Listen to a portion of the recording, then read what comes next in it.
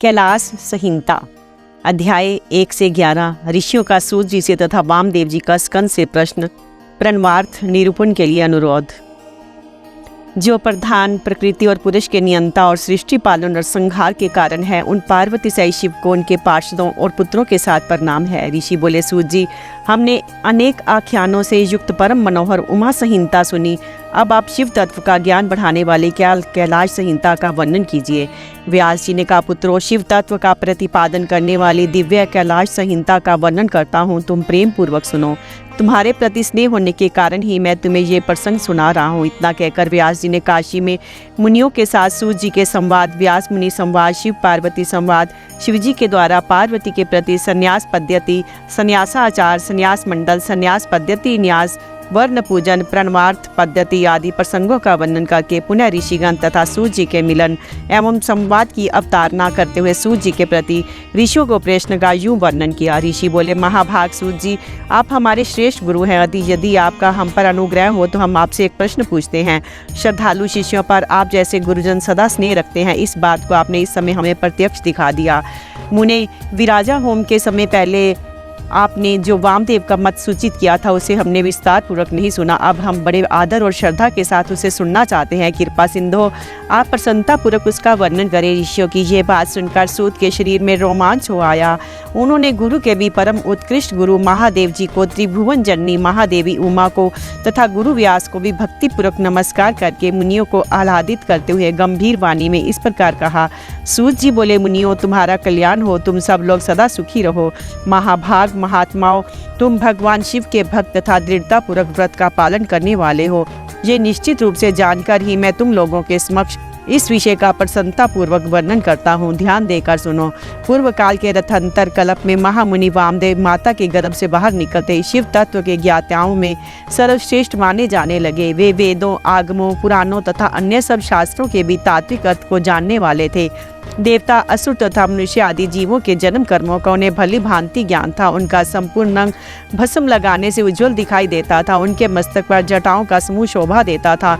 वे किसी के आश्रित नहीं थे। उनके मन में किसी वस्तु की इच्छा नहीं थी। वे शीत उष्ण आदि द्वंद्वों से परे तथा अहंकार शून्य थे। वे दिगंबर महाज्ञानी महात्मा दूसरे महेश्वर के समान जान पड़ते थे। उन्हीं के जैसे स्वभाव वाले बड़े बड़े मुनि शिष्य होकर उन्हें घेरे रहते थे। वे अपने चरणों के स्पर्श जनित पुण्य से इस पृथ्वी को पवित्र करते हुए सब और विचरते और अपने चित्त को निरंतर परम धाम स्वरूप पार ब्रह्म परमात्मा में लगाए रहते थे। इस तरह घूमते हुए वामदेव जी ने मेरु के दक्षिण शिखर कुमार श्रृंग में प्रसन्नता पूर्वक प्रवेश किया। यहाँ मयूर वाहन शिव कुमार, ज्ञान में शक्ति धारण करने वाले समस्त असुरों के नाशक और सर्वदेव वंदित भगवान स्कंद रहते थे।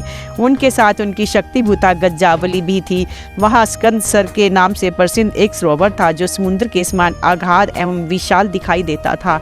उसका जल ठंडा और स्वादिष्ट था। वह सरोवर स्वच्छ, अगाध एवं बहुत जल राशि से पूर्ण था। उसमें संपूर्ण आश्चर्यजनक गुण विद्यमान थे। वे जलाशय स्कंद स्वामी के समीप ही था। महामुनि वामदेव ने शिष्यों के साथ उसमें स्नान करके शिखर पर बैठे हुए मुनि वृंद सेवित कुमार का दर्शन किया। वे उगते हुए सूर्य के समान तेजस्वी थे। मोर उनका श्रेष्ठ वाहन था। उनकी 4 भुजाएं थी। सभी अंगों से उदारता सूचित होती थी। मुकुट आदि उनकी शोभा बढ़ा रहे थे। रतनभूत 2 शक्तियां उनकी उपासना करती थी। उन्होंने अपने 4 हाथों में क्रमशः शक्ति, कुकुट, वर और अभय धारण कर रखे थे। स्कंद का दर्शन और पूजन करके उन मुनीश्वर ने बड़ी भक्ति से उनका स्तवन आरंभ किया। वामदेव बोले, जो प्रणव के वाच्यार्थ, प्रणवार्थ के प्रतिपादक, प्राणवाक्षर रूप बीज से युक्त तथा प्रण स्वरूप हैं, उन आप स्वामी कार्तिकेय को बारंबार नमस्कार है। वेदांत के अर्थभूत ब्रह्म ही जिनका स्वरूप है, जो वेदांत का अर्थ करते हैं, वेदांत के अर्थ को जानते और नित्य विदित हैं, उन स्कंद स्वामी को बारंबार नमस्कार है। समस्त प्राणियों की हृदय गुफा में प्रतिष्ठित गुहा को नमस्कार है, जो स्वयं गुरी है, जिनका रूप गुरी है, जो गुरी शास्त्रों के ज्ञाता है, उन स्वामी कार्तिकेय को नमस्कार है। प्रभु, आप अनु से भी अत्यंत अनु और महान से भी परम महान है। कारण और कार्य अथवा भूत और भविष्य के भी ज्ञाता है। आप परमात्म स्वरूप को नमस्कार है। आप स्कंद माता के गर्भ से च्युत है। स्कंदन गर्भ से सखलन ही आपका रूप है। आप सूर्य और अरुण के समान तेजस्वी हैं। परिजात की माला से सुशोभित मुकुट आदि धारण करने वाले आप स्कंद स्वामी को सदा नमस्कार है। आप शिव के शिष्य और पुत्र हैं, शिव देने वाले हैं, शिव को प्रिय हैं तथा शिव और शिव के लिए आनंद की निधि हैं। आपको नमस्कार है। आप गंगा जी के बालक, कृतिकाओं के कुमार, भगवती उमा के पुत्र तथा सरकंडों के वन में शयन करने वाले हैं। आप महाबुद्धिमान देवता को नमस्कार है। षडक्षर मंत्र आपका शरीर है। आप 6 प्रकार के अर्थ का विधान करने वाले हैं। आपका रूप 6 मार्गों से परे हैं। आप षडानंद को बारंबार नमस्कार है। द्वदाश्मत आत्मन, आपके 12 विशाल नेत्र और 12 उठी हुई भुजाएं हैं। उन भुजाओं में से आप 12 आयु धारण करते हैं। आपको नमस्कार है।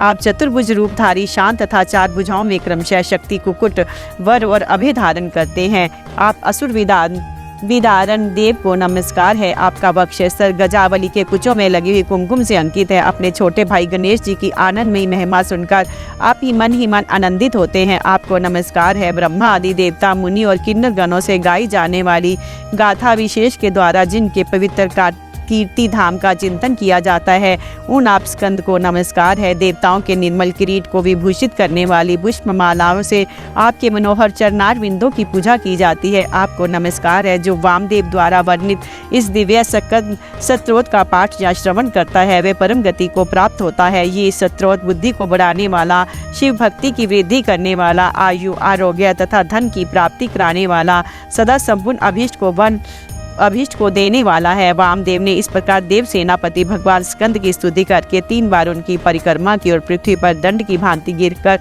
नतमस्तक को बारंबार साष्टांग प्रणाम और परिक्रमा करने के अनंतर वे विनीत भाव से उनके पास खड़े हो गए। वामदेव जी के द्वारा किए हुए इस परमार्थपूर्ण स्तोत्र को सुनकर महेश्वर पुत्र भगवान स्कंद बड़े प्रसन्न हुए। उस समय वे महासेन वामदेव जी से बोले, मुने, मैं तुम्हारी की हुई पूजा, स्तुति और भक्ति से तुम पर बहुत प्रसन्न हूँ। तुम्हारा कल्याण हो। आज मैं तुम्हारा कौन सा प्रिय कार्य सिद्ध करूं। तुम योगियों में प्रधान, सर्वथा परिपूर्ण और निष्प्रय हो। इस जगत में कोई ऐसी वस्तु नहीं है जिसके लिए तुम जैसे वीतराग महर्षि याचना करे, तथापि धर्म की रक्षा और संपूर्ण जगत पर अनुग्रह करने के लिए तुम जैसे साधु संत भूतल पर विचरते रहते हैं। ब्राह्मण, यदि इस समय मुझसे कुछ सुनना हो तो कहो, मैं लोक पर अनुग्रह करने के लिए उस विषय का वर्णन करूंगा। स्कंद की वह बात सुनकर महामुनि वामदेव ने विनयावदन हो मेघ के समान गंभीर वाणी में कहा। वामदेव बोले, भगवान आप परमेश्वर है, अलौकिक और लौकिक सब प्रकार की विभूतियों के दाता हैं, सर्वज्ञ, सर्वकर्ता, संपूर्ण शक्तियों को धारण करने वाले और सबके स्वामी हैं। हम साधारण जीव हैं। आप परमेश्वर के समीप बोलने की शक्ति या बात करने की योग्यता हम में नहीं है, तथापि ये आपका अनुग्रह है कि आप मुझसे बात करते हैं। महाप्राज्ञ, मैं कृतार्थ हूँ, कर्ण मात्र विज्ञान से प्रेरित हो आपके समक्ष अपना प्रश्न रख रहा हूँ। मेरे इस अपराध को आप क्षमा करेंगे। प्रणव सबसे उत्तम मंत्र है, वह साक्षात परमेश्वर का वाचक है। पशुओं के पाश को छुड़ाने वाले भगवान पशुपति ही उसके वाच्यार्थ हैं। ओंकार ही ये प्रत्यक्ष दिखने वाला समस्त जगत है। ये सनातन श्रुति का कथन है, अर्थात ओम ये ब्रह्म है तथा ये सबका सब ब्रह्म ही है इत्यादि बातें भी श्रुतियों द्वारा कही गई है। इस प्रकार मैंने समाइष्ट व्यष्टि भाव से प्रणवार्थ का श्रवण किया है। तात्पर्य ये है कि सामिष्ट और व्यष्टि सब पदार्थ प्रणव के ही अर्थ है। प्रणव के द्वारा सबका प्रतिपादन होता है। ये बात मैंने सुन रखी है। महासेन, मुझे कभी आप जैसा गुरु नहीं मिला है, अतः कृपा करके आप प्रणव के अर्थ का प्रतिपादन कीजिए। उपदेश की विधि से तथा सदाचार परंपरा को ध्यान में रखकर आप हमें प्रणवा अर्थ का उपदेश दें। मुनि के इस प्रकार पूछने पर स्कंद ने प्रणव स्वरूप 38 श्रेष्ठ कलाओं द्वारा लक्षित तथा सदा पार्श्व भाग में साथ रखने वाले मुनिवरों से घिरे हुए भगवान सदाशिव को प्रणाम करके उस श्रेय का वर्णन आरंभ किया जिसे श्रुतियों ने भी छिपा रखा है। अध्याय 12वां। प्रणव के वाच्यार्थ रूप सदाशिव के स्वरूप का ध्यान, वर्णाश्रम धर्म के पालन का महत्व, ज्ञान में पूजा, संन्यास के पूर्वांगभूत, नंदी श्राद्ध एवं ब्रह्म यज्ञ आदि का वर्णन। श्री स्कंद ने कहा, महाभाग मुनीश्वर वामदेव, तुम्हें साधुवाद है क्योंकि तुम भगवान शिव के अत्यंत भक्त हो और शिव तत्व के ज्ञाताओं में सबसे श्रेष्ठ हो। तीनों लोकों में कहीं कोई ऐसी वस्तु नहीं है जो तुम्हें ज्ञात ना हो, तथापि तुम लोक पर अनुग्रह करने वाले हो, इसलिए तुम्हारे समक्ष इस विषय का वर्णन करूंगा। इस लोक में जितने जीव हैं वे सब नाना प्रकार के शास्त्रों से मोहित हैं। परमेश्वर की अति विचित्र माया ने उन्हें परमार्थ से वंचित कर दिया है। अतः प्रणव के वाच्यार्थ भूत साक्षात महेश्वर को वे नहीं जानते। वे महेश्वरी सगुण निर्गुण तथा त्रिदेवों के जनक पारब्रह्म परमात्मा है। मैं अपना दाहिना हाथ उठाकर तुमसे शपथ पूर्वक कहता हूँ, ये सत्य है, सत्य है, सत्य है। मैं बारंबार इस सत्य को दोहराता हूँ कि प्रणव के अर्थ साक्षात शिव ही है। श्रुतियों, स्मृति, शास्त्रों, पुराणों तथा आगमों में प्रधान प्रधानतः उन्हीं को प्रणव का वाच्यार्थ बताया गया है। यहाँ से मन सहित वाणी उस परमेश्वर को ना पाकर लौट आती है जिसके आनंद का अनुभव करने वाला पुरुष किसी से डरता नहीं। ब्रह्मा, विष्णु तथा इंद्र सहित ये संपूर्ण जगत भूतों और इंद्रिय समुदाय के साथ सर्वप्रथम जिससे प्रकट होता है, जो परमात्मा स्वयं किसी से और कभी भी उत्पन्न नहीं होता, जिसके निकट विद्युत, सूर्य और चंद्रमा का प्रकाश काम नहीं देता, जिसके प्रकाश से ही ये संपूर्ण जगत सब ओर से प्रकाशित होता है, वह पारब्रह्म परमात्मा संपूर्ण ऐश्वर्य से संपन्न होने के कारण स्वयं ही सर्वेश्वर शिव नाम धारण करता है। हृदय आकाश के भीतर विराजमान जो भगवान शंभु मुमुक्ष पुरुषों के ध्येय हैं, जो सर्वव्यापी प्रकाश आत्मा भास स्वरूप एवं चिन्ह में है, जिन परम पुरुष की पराशक्ति शिवा भक्ति भाव से सुलभ, मनोहरा, निर्गुण, अपने गुण से ही निगूढ़ और निष्फल है। उन परमेश्वर के 3 रूप हैं, स्थूल, सूक्ष्म और इन दोनों से परे। मुमुक्ष योगियों को नित्य क्रमशः उनके इन सब रूपों का ध्यान करना चाहिए। वे शंभु, निष्कल, संपूर्ण, देवताओं के सनातन, आदि देव, ज्ञान, क्रिया, स्वभाव एवं परमात्मा कहे जाते हैं। उन देवादि देव की साक्षात मूर्ति सदाशिव है। ईशान आदि 5 मंत्र उनके शरीर है। वे महादेव जी पंचकला रूप है। उनकी अंग कांति शुद्ध स्फटिक के समान उज्ज्वल है। वे सदा प्रसन्न रहने वाले तथा शीतल आभा से युक्त हैं। उन प्रभु के 5 मुख, 10 भुजाएं और 15 नेत्र हैं। ईशान मंत्र उनका मुकुट मंडित मस्तक है। तत्पुरुष मंत्र उन पुरातन प्रभु का मुख है। अघोर मंत्र हृदय है। वामदेव मंत्र है, गुरी प्रदेश है तथा सद्योजात मंत्र उनके पैर है। इस प्रकार वे 5 मंत्र रूप हैं। वे ही साक्षात साकार और निराकार परमात्मा है। सर्वज्ञता आदि 6 शक्तियां उनके शरीर के 6 अंग है। वे शब्द आदि शक्तियों से सपूरित हृदय कमल के द्वारा सुशोभित हैं। वाम भाग में मनोन्मणि नामक अपनी शक्ति से विभूषित है। अव्यय मंत्र आदि 6 प्रकार के अर्थों को प्रकट करने के लिए जो अर्थ उपन्यास की पद्धति है, उसके द्वारा प्रणव के समिष्ट और वेष्टि संबंधी भावार्थ का वर्णन करूंगा, परंतु पहले उपदेश का क्रम बताना उचित है, इसलिए उसी को सुनो मुने। इस मानव लोक में 4 वर्ण प्रसिद्ध हैं। उनमें से जो ब्राह्मण, क्षत्रिय और वैश्य है, ये 3 वर्ण है, उन्हीं का वैदिक आचार से संबंध है। त्रिवैर्णिका की सेवा ही जिनके लिए साधभूत धर्म है, उन शूद्रों को वेदाध्ययन में अधिकार नहीं है। यदि सब त्रिवैर्णिक अपने अपने आश्रम धर्म के पालन में हार्दिक अनुराग के साथ लगे हों, तो उनका ही श्रुतियों और स्मृतियों में प्रतिपादित धर्म के अनुष्ठान में अधिकार है, दूसरे का कदापि नहीं। श्रुति और स्मृति में प्रतिपादित कर्म का अनुष्ठान करने वाले पुरुष अवश्य सिद्धि को प्राप्त होगा। ये बात वेदोक्त मार्ग को दिखाने वाले परमेश्वर ने स्वयं कही है। वर्ण धर्म और आश्रम धर्म के पालन जनित पुण्य से परमेश्वर का पूजन करके बहुत से श्रेष्ठ मुनि उनके सायुज्य को प्राप्त हो गए हैं। ब्रह्मचर्य के पालन से, ऋषियों की यज्ञ कर्मों के अनुष्ठान से, देवताओं की तथा संतान उत्पादन से पितरों की तृप्ति होती है, ऐसा श्रुति ने कहा है। इस प्रकार ऋषि ऋण, देव ऋण तथा पितृ ऋण, इन तीनों से मुक्त हो वानप्रस्थ आश्रम में प्रविष्ट होकर मनुष्य शीत, उष्ण तथा सुख दुख आदि द्वंद्वों को सहन करते हुए जितेंद्रिय, तपस्वी और मिताहारी हो यम नियम आदि योग का अभ्यास करें, जिससे बुद्धि निश्चल तथा अत्यंत दृढ़ हो जाए। इस प्रकार क्रमशः अभ्यास करके शुद्ध चित्त हुआ पूरे संपूर्ण कर्मों का संन्यास कर दे। समस्त कर्मों का संन्यास करने के पश्चात ज्ञान के समादर में तत्पर रहे। ज्ञान के समादर को ही ज्ञानमयी पूजा कहते हैं। वह पूजा जीव की साक्षात शिव के साथ एकता का बोध कराकर जीवन मुक्ति रूप फल देने वाली है। यतियों के लिए इस पूजा को सर्वोत्तम तथा निर्दोष समझना चाहिए। महाप्राज्ञ, तुम पर स्नेह होने के कारण लोक अनुग्रह की कामना से मैं उस पूजा की विधि बता रहा हूँ, सावधान होकर सुनो। साधक को चाहिए कि वह संपूर्ण शास्त्रों के तत्व अर्थ के ज्ञाता, वेदांत ज्ञान के पारंगत, बुद्धिमानों में श्रेष्ठ आचार्य की शरण में जाए। उत्तम बुद्धि से युक्त एवं चतुर साधक आचार्य के समीप जाकर विधि पूर्वक दंड प्रणाम आदि के द्वारा उन्हें यत्न पूर्वक संतुष्ट करे। फिर गुरु की आज्ञा ले वे 12 दिनों तक केवल दूध पीकर रहे। तदंतर शुक्ल पक्ष की चतुर्थी या दशमी को प्रातः काल विधिवत स्नान कर शुद्ध चित्त हुआ विद्वान साधक नित्य कर्म करके गुरु को बुलाकर शास्त्रोक्त विधि से नंदी श्राद्ध करे। नंदी श्राद्ध में विश्व देवों की संज्ञा सत्य और वसु बताई गई है। प्रथम देव श्राद्ध में नंदी मुख देवता ब्रह्मा, विष्णु और महेश कहे गए हैं। दूसरे ऋषि श्राद्धियों ने ब्रह्म ऋषि, देव ऋषि तथा राज ऋषि कहा गया है। तीसरे दिव्य श्राद्ध में उनकी वसु, रुद्र और आदित्य संज्ञा बताई गई है। चौथे मनुष्य श्राद्ध में सनक आदि 4 मुनीश्वर ही नंदी मुख देवता हैं। 5वें भू श्राद्ध में 5 महाभूत, नेत्र आदि 11 इंद्रिया समेत जरायु तदि चतुर्वेद प्राणी समुदाय नंदी मुख माने गए हैं। छठे पितृ श्राद्ध में पिता, पितामह और पर पितामह ये 3 नंदी मुख देवता हैं। 7वें मातृ श्राद्ध में माता, पितामही और पर पितामही इन तीनों को नंदी मुख देवता बताया गया है तथा 8वें आत्म श्राद्ध में आत्मा, पिता, पितामह और पर पितामह ये 4 नंदी मुख देवता कहे गए हैं। माता महात्मक श्राद्ध में माता में, पर माता में और वृद्ध पर माता में ये 3 नंदी मुख देवता सपनीक बताए गए हैं। प्रत्येक श्राद्ध में 2-2 ब्राह्मण करके जितने ब्राह्मण अवश्य हो उनको आमंत्रित करे और स्वयं यत्न पूर्वक आचमन करके पवित्र हो उन ब्राह्मणों के पैर धोए। उस समय इस प्रकार के जो समस्त संपत्ति की प्राप्ति में कारण आई हुई आपत्ति के समूह को नष्ट करने के लिए धूमकेतु, अग्नि रूप तथा अपार संसार सागर से पार लगाने के लिए सेतु के समान वे ब्राह्मणों की चरण धूलियां मुझे पवित्र करे। जो आपत्ति रूप घने अंधकार को दूर करने के लिए सूर्य, अभीष्ट अर्थ को देने के लिए कामधेनु तथा समस्त तीर्थों के जल से पवित्र मूर्तियां वे ब्राह्मणों की चरण धूलियां मेरी रक्षा करें। ऐसा कह पृथ्वी पर दंड की भांति पड़कर साष्टांग प्रणाम करें। तत्पश्चात पूर्व अभिमुख बैठकर भगवान शंकर के युगल चरणार बिंदों का चिंतन करते हुए दृढ़ता पूर्वक आसन ग्रहण करें। हाथ में पवित्री ले शुद्ध हो नूतन यज्ञोपवीत धारण कर 3 बार प्राणायाम करें।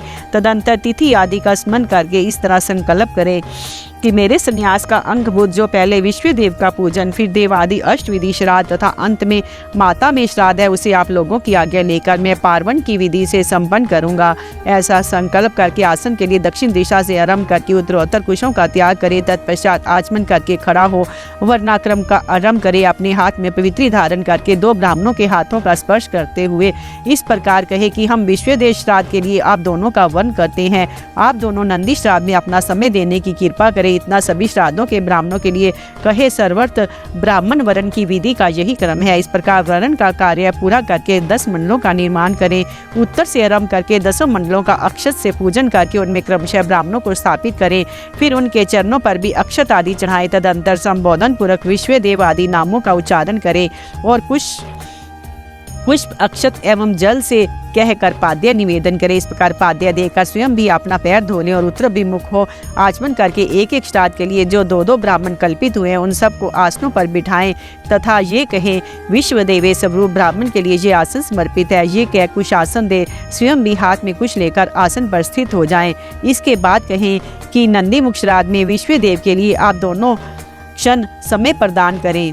तदंतर आप दोनों ग्रहण करें। ऐसा कहें। फिर वे दोनों श्रेष्ठ ब्राह्मण इस प्रकार उत्तर दें हम दोनों ग्रहण करेंगे। इसके बाद यजमान उन श्रेष्ठ ब्राह्मणों से प्रार्थना करें मेरे मनोरथ की पूर्ति हो, संकल्प की सिद्धि हो, इसके लिए आप अनुग्रह करें। तत्पश्चात शुद्ध केले के पत्ते आदि धोए हुए पात्रों में परिपक्व अन्न आदि भोज्य पदार्थों को परोसकर पृथक पृथक कुश बिछाकर और स्वयं वहां जल छिड़ककर प्रत्येक पात्र पर आदर पूर्वक दोनों हाथ लगा मंत्र का पाठ करें। वहां स्थित हुए देवता आदि का चतुर्थ्यंत उच्चारण करके अक्षत सहित जल ले स्वाहा बोलकर उनके लिए अन्न अर्पित करें। अंत में न मम ऐसा वाक्य का उच्चारण करें। सर्वत्र माता आदि के लिए भी अन्न अर्पण की यही विधि है। अंत में इस प्रकार प्रार्थना करें जिनके चरणार विंदों के चिंतन एवं नाम जप से न्यूनता पूर्ण अथवा अधूरा कर्म भी पूरा हो जाता है उन सांब सदाशिव की मैं वंदना करता हूँ। इसके पाठ करके कहें ब्राह्मणों मेरे द्वारा किए ये नंदी मुख श्राद्ध यथोक्त रूप से परिपूर्ण हो।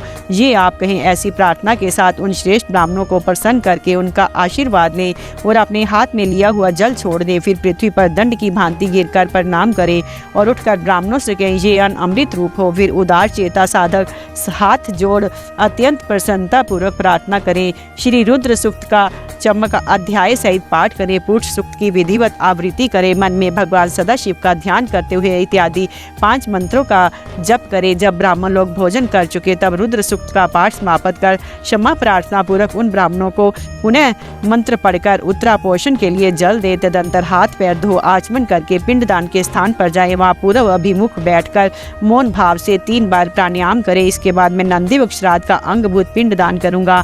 ऐसा संकल्प करके दक्षिण से लेकर उत्तर की ओर 9 रेखाएं खींचे। उन रेखाओं पर क्रमशः 12-12 पूर्वार्घ कुश बिछाएं। फिर दक्षिण की ओर से देवता आदि के 5 स्थानों पर चुपचाप अक्षत और जल छोड़े।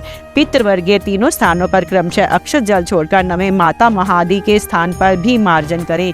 तत्पश्चात अत्र पितरो माद्याध्वम कहकर देवादि के 5 स्थानों पर क्रमशः अक्षत जल छोड़े। इस प्रकार अन्वेजन अब नेजन दे 5 स्थानों पर प्रत्येक के लिए 3-3 पिंड दें। इसी तरह शेष स्थानों पर भी करें। अपने गृह सूत्र में बताए हुए पद्धति के अनुसार सभी पिंड पृथक पृथक देने चाहिए।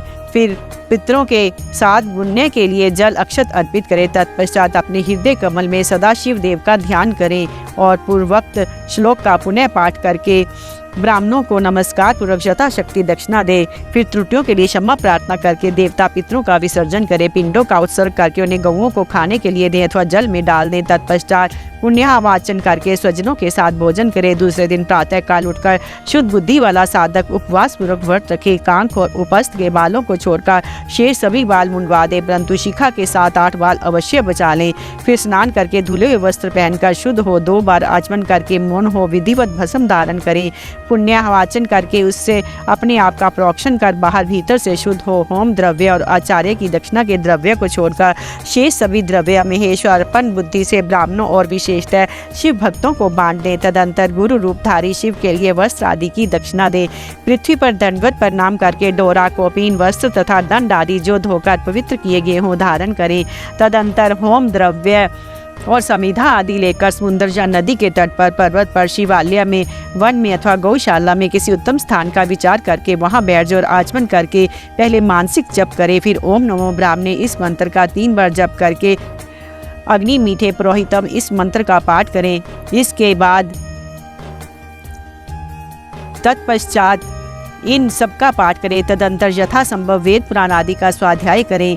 इसके बाद ओम ब्राह्मणे नमः, ओम इंद्रियाय नमः, ओम सूर्याय नमः, ओम सोमाय नमः, ओम प्रजापत्ये नमः, ओम आत्मने नमः, ओम अंतरात्मने नमः, ओम ज्ञानात्मने नमः, ओम परमात्मने नमः इत्यादि रूप से ब्रह्मादि शब्द के आदि में ओम और अंत में नमः लगाकर उनके चतुर्थ्यंत रूप का जप करें। इसके बाद 3 मुट्ठी सत्तू लेकर प्रणव के उच्चारण रूप पूर्वक 3 बार खाएं और प्रणव से ही 2 बार आचमन करके नाभि का स्पर्श करें। उस समय आगे बताए जाने वाले शब्दों के आदि में प्रणव और अंत में नमः स्वाहा जोड़कर उनका उच्चारण करें, यथा ओम आत्मने नमः स्वाहा, ओम अंतरात्मने नमः स्वाहा, ओम ज्ञानात्मने स्वाहा, ओम परमात्मने नमः स्वाहा, ओम प्रजापत्ये नमः स्वाहा इति। तदंतर पृथक पृथक प्रणव मंत्र से दूध दही मिले हुए घी को अथवा केवल जल को 3 बार चाटकर पुनः 2 बार आचमन करें। इसके बाद मन को स्थिर करके सुस्थिर आसन पर पूरा उन्मुख बैठकर शास्त्रोक्त विधि से 3 बार प्राणायाम करें। अध्याय 13 संन्यास ग्रहण की शास्त्रीय विधि, गणपति पूजन, होम तत्व शुद्धि, स्वित्री प्रवेश, सर्व संन्यास और दंड धारण आदि का प्रकार। स्कंद कहते हैं वामदेव। तदंतर मध्याह्न काल में स्नान करके साधक अपने मन को वश में रखते हुए गंध, पुष्प और अक्षत आदि पूजा द्रव्य को ले आए और नैऋत्य कोण में देव पूजित विधन राज गणेश की पूजा करे। गणाना तवा इत्यादि मंत्र से विधि पूर्वक गणेश जी का आवाहन करें। आवाहन के पश्चात उनके स्वरूप का इस प्रकार ध्यान करना चाहिए। उनकी अंग कांति लाल है, शरीर विशाल है, सब प्रकार के आभूषण उनकी शोभा बढ़ा रहे हैं। उन्होंने अपने कर कमलों से क्रमशः पाश, अंकुश, अक्षरमाला तथा वर नामक मुद्राएं धारण कर रखी हैं। इस प्रकार आवाहन और ध्यान करने के पश्चात शंभु पुत्र गजानन की पूजा करके खीर, पुआ, नारियल और गुड़ आदि का उत्तम नैवेद्य निवेदन करें। तत्पश्चात तांबूल आदि दे उन्हें संतुष्ट करके नमस्कार करें और अपने अभीष्ट कार्य की निर्विघ्न पूर्ति के लिए प्रार्थना करें। तदंतर अपने गृहस्थ सूत्र में बताई हुई विधि के अनुसार उपासन अग्नि में आज्य भागान हवन करके अग्नि देवता संबंधी यज्ञ विषयक स्थाली पाक होम करना चाहिए। इसके बाद भूत स्वाहा इस मंत्र से पूर्ण होती होम करके हवन का कार्य समाप्त करें। तत्पश्चात आलस्य रहित हो अपराह्न काल तक गायत्री मंत्र का जप करता रहे। तदंतर स्नान करके सायंकाल की संध्या उपासना तथा सायंकालिक उपासना संबंधी नित्य होम आदि करके मौन हो गुरु की आज्ञा ले चरु पकाए। फिर अग्नि में स्मिता, चरु और घी की रुद्र सुख से सद्यो जात आदि 5 मंत्रों से पृथक पृथक आहुति दे। अग्नि में उमा सहित महेश्वर की भावना करे और गौरी देवी का चिंतन करते हुए गौरी मिर्मामय इस मंत्र से 108 बार होम करके इस मंत्र से 1 बार आहुति दे। इस प्रकार मंत्र से हवन करने के पश्चात विद्वान पुरुष अग्नि से उत्तर में एक आसन पर बैठे, जिसमें नीचे कुशा, उसके ऊपर मृग चर्म, जिसके ऊपर वस्त्र बिछा हुआ है। ऐसी सुखद आसन पर बैठकर मौन भाव से सुस्थिर चित्त हो जागरण पूर्वक ब्रह्म मुहूर्त आने तक गायत्री का जप करता रहे। इसके बाद स्नान करे। जो जल से स्नान करने में असमर्थ हो वह भस्म से ही विधि पूर्वक स्नान करे। फिर उस अग्नि पर चरु पकाकर उसे घी से तर करे। उसे उतारकर अग्नि से उत्तर दिशा में कुछ पर रखे। पुनः घी से चरु को मिश्रित करे। इसके बाद व्याहृति मंत्र, रुद्र सूक्त तथा सद्योजात आदि 5 मंत्रों का जप करे। उनके द्वारा एक एक आहुति भी दे। चित्त को भगवान शिव के चरणारविंद में लगाकर प्रजापति, इंद्र, विश्वदेव और ब्रह्मा के लिए एक एक आहुति दे। उन सबके नाम की आदि में और अंत में नमः स्वाहा जोड़कर चतुर्थंत उच्चारण करे। तत्पश्चात पुण्याहवाचन कराकर अग्नि स्वाहा इस मंत्र से अग्नि के मुख में आहुति देने तक का कार्य संपन्न करे। फिर प्राणाय स्वाहा इत्यादि 5 मंत्रों द्वारा घृत सहित चरु की आहुति दे। इसके बाद अग्नय स्विष्ट कृते स्वाहा बोलकर एक आहुति और दे। तदंतर फिर रुद्र सूक्त तथा ईशान आदि 5 मंत्रों का जप करें। महेश आदि चतुर्व्यूह मंत्रों का भी पाठ करें। इस प्रकार तंत्र होम करके अपनी ग्रह शाखा में बताई हुई पद्धति के अनुसार उन देवताओं के उद्देश्य से बुद्धिमान पुरुष सांग होम करें। इस तरह जो अग्निमुख आदि कर्म तंत्र को परिवर्तित किया गया उसका निर्वाह करके विरजा होम करें। 26 तत्व रूप इस शरीर में छिपे हुए सत्व तत्व समुदाय की शुद्धि के लिए विरजा होम करना चाहिए। उस समय ये कहे कि मेरे शरीर में जो ये तत्व हैं इन सब की शुद्धि हो। उस प्रसंग में आत्म तत्व की शुद्धि के लिए आरुण केतुक मंत्रों का पाठ करते हुए पृथ्वी आदि तत्व से लेकर पुष्प तत्व पर्यंत क्रमशः सभी तत्वों की शुद्धि के निमित्त घृत युक्त चरु का होम करे तथा शिव के चरणार बिंदों का चिंतन करते हुए मौन रहे। पृथ्वी, जल, तेज, वायु और आकाश ये पृथ्वी आदि पंचक पैर कहलाते हैं। शब्द, स्पर्श, रूप, रस और गंध ये शब्दादिक पंचक हैं। वाक, पानी, पाद, वायु तथा उपस्थ ये वाग आदि पंचक हैं। श्रोत्र, नेत्र, नासिका और त्वक ये श्रोत्र आदि पंचक हैं। फिर पार्श्व, पृष्ठ और उदर ये 4 हैं। इन्हीं में जंगा को भी जोड़ लें। फिर त्वक आदि 7 धातुएं हैं। प्राण, अपान आदि 5 वायु को प्राण आदि पंचक कहा गया। इनमें अन्य आदि 5 कोशों को कोश पंचक कहते हैं। उनके नाम इस प्रकार है: अन्न में, प्राण में, मनो में, विज्ञान में और आनंद में। इनके सिवा मन, चित्त, बुद्धि, अहंकार, ख्याति, संकल्प, गुण, प्रकृति और पुरुष हैं। भोक्तापन को प्राप्त हुए पुरुष के लिए भोग काल में जो 5 अतरंग साधन हैं उन्हें तत्व पंचक कहा गया है। उनके नाम ये हैं: नियति, काल, राग, विद्या और कला। ये 5 माया से उत्पन्न है।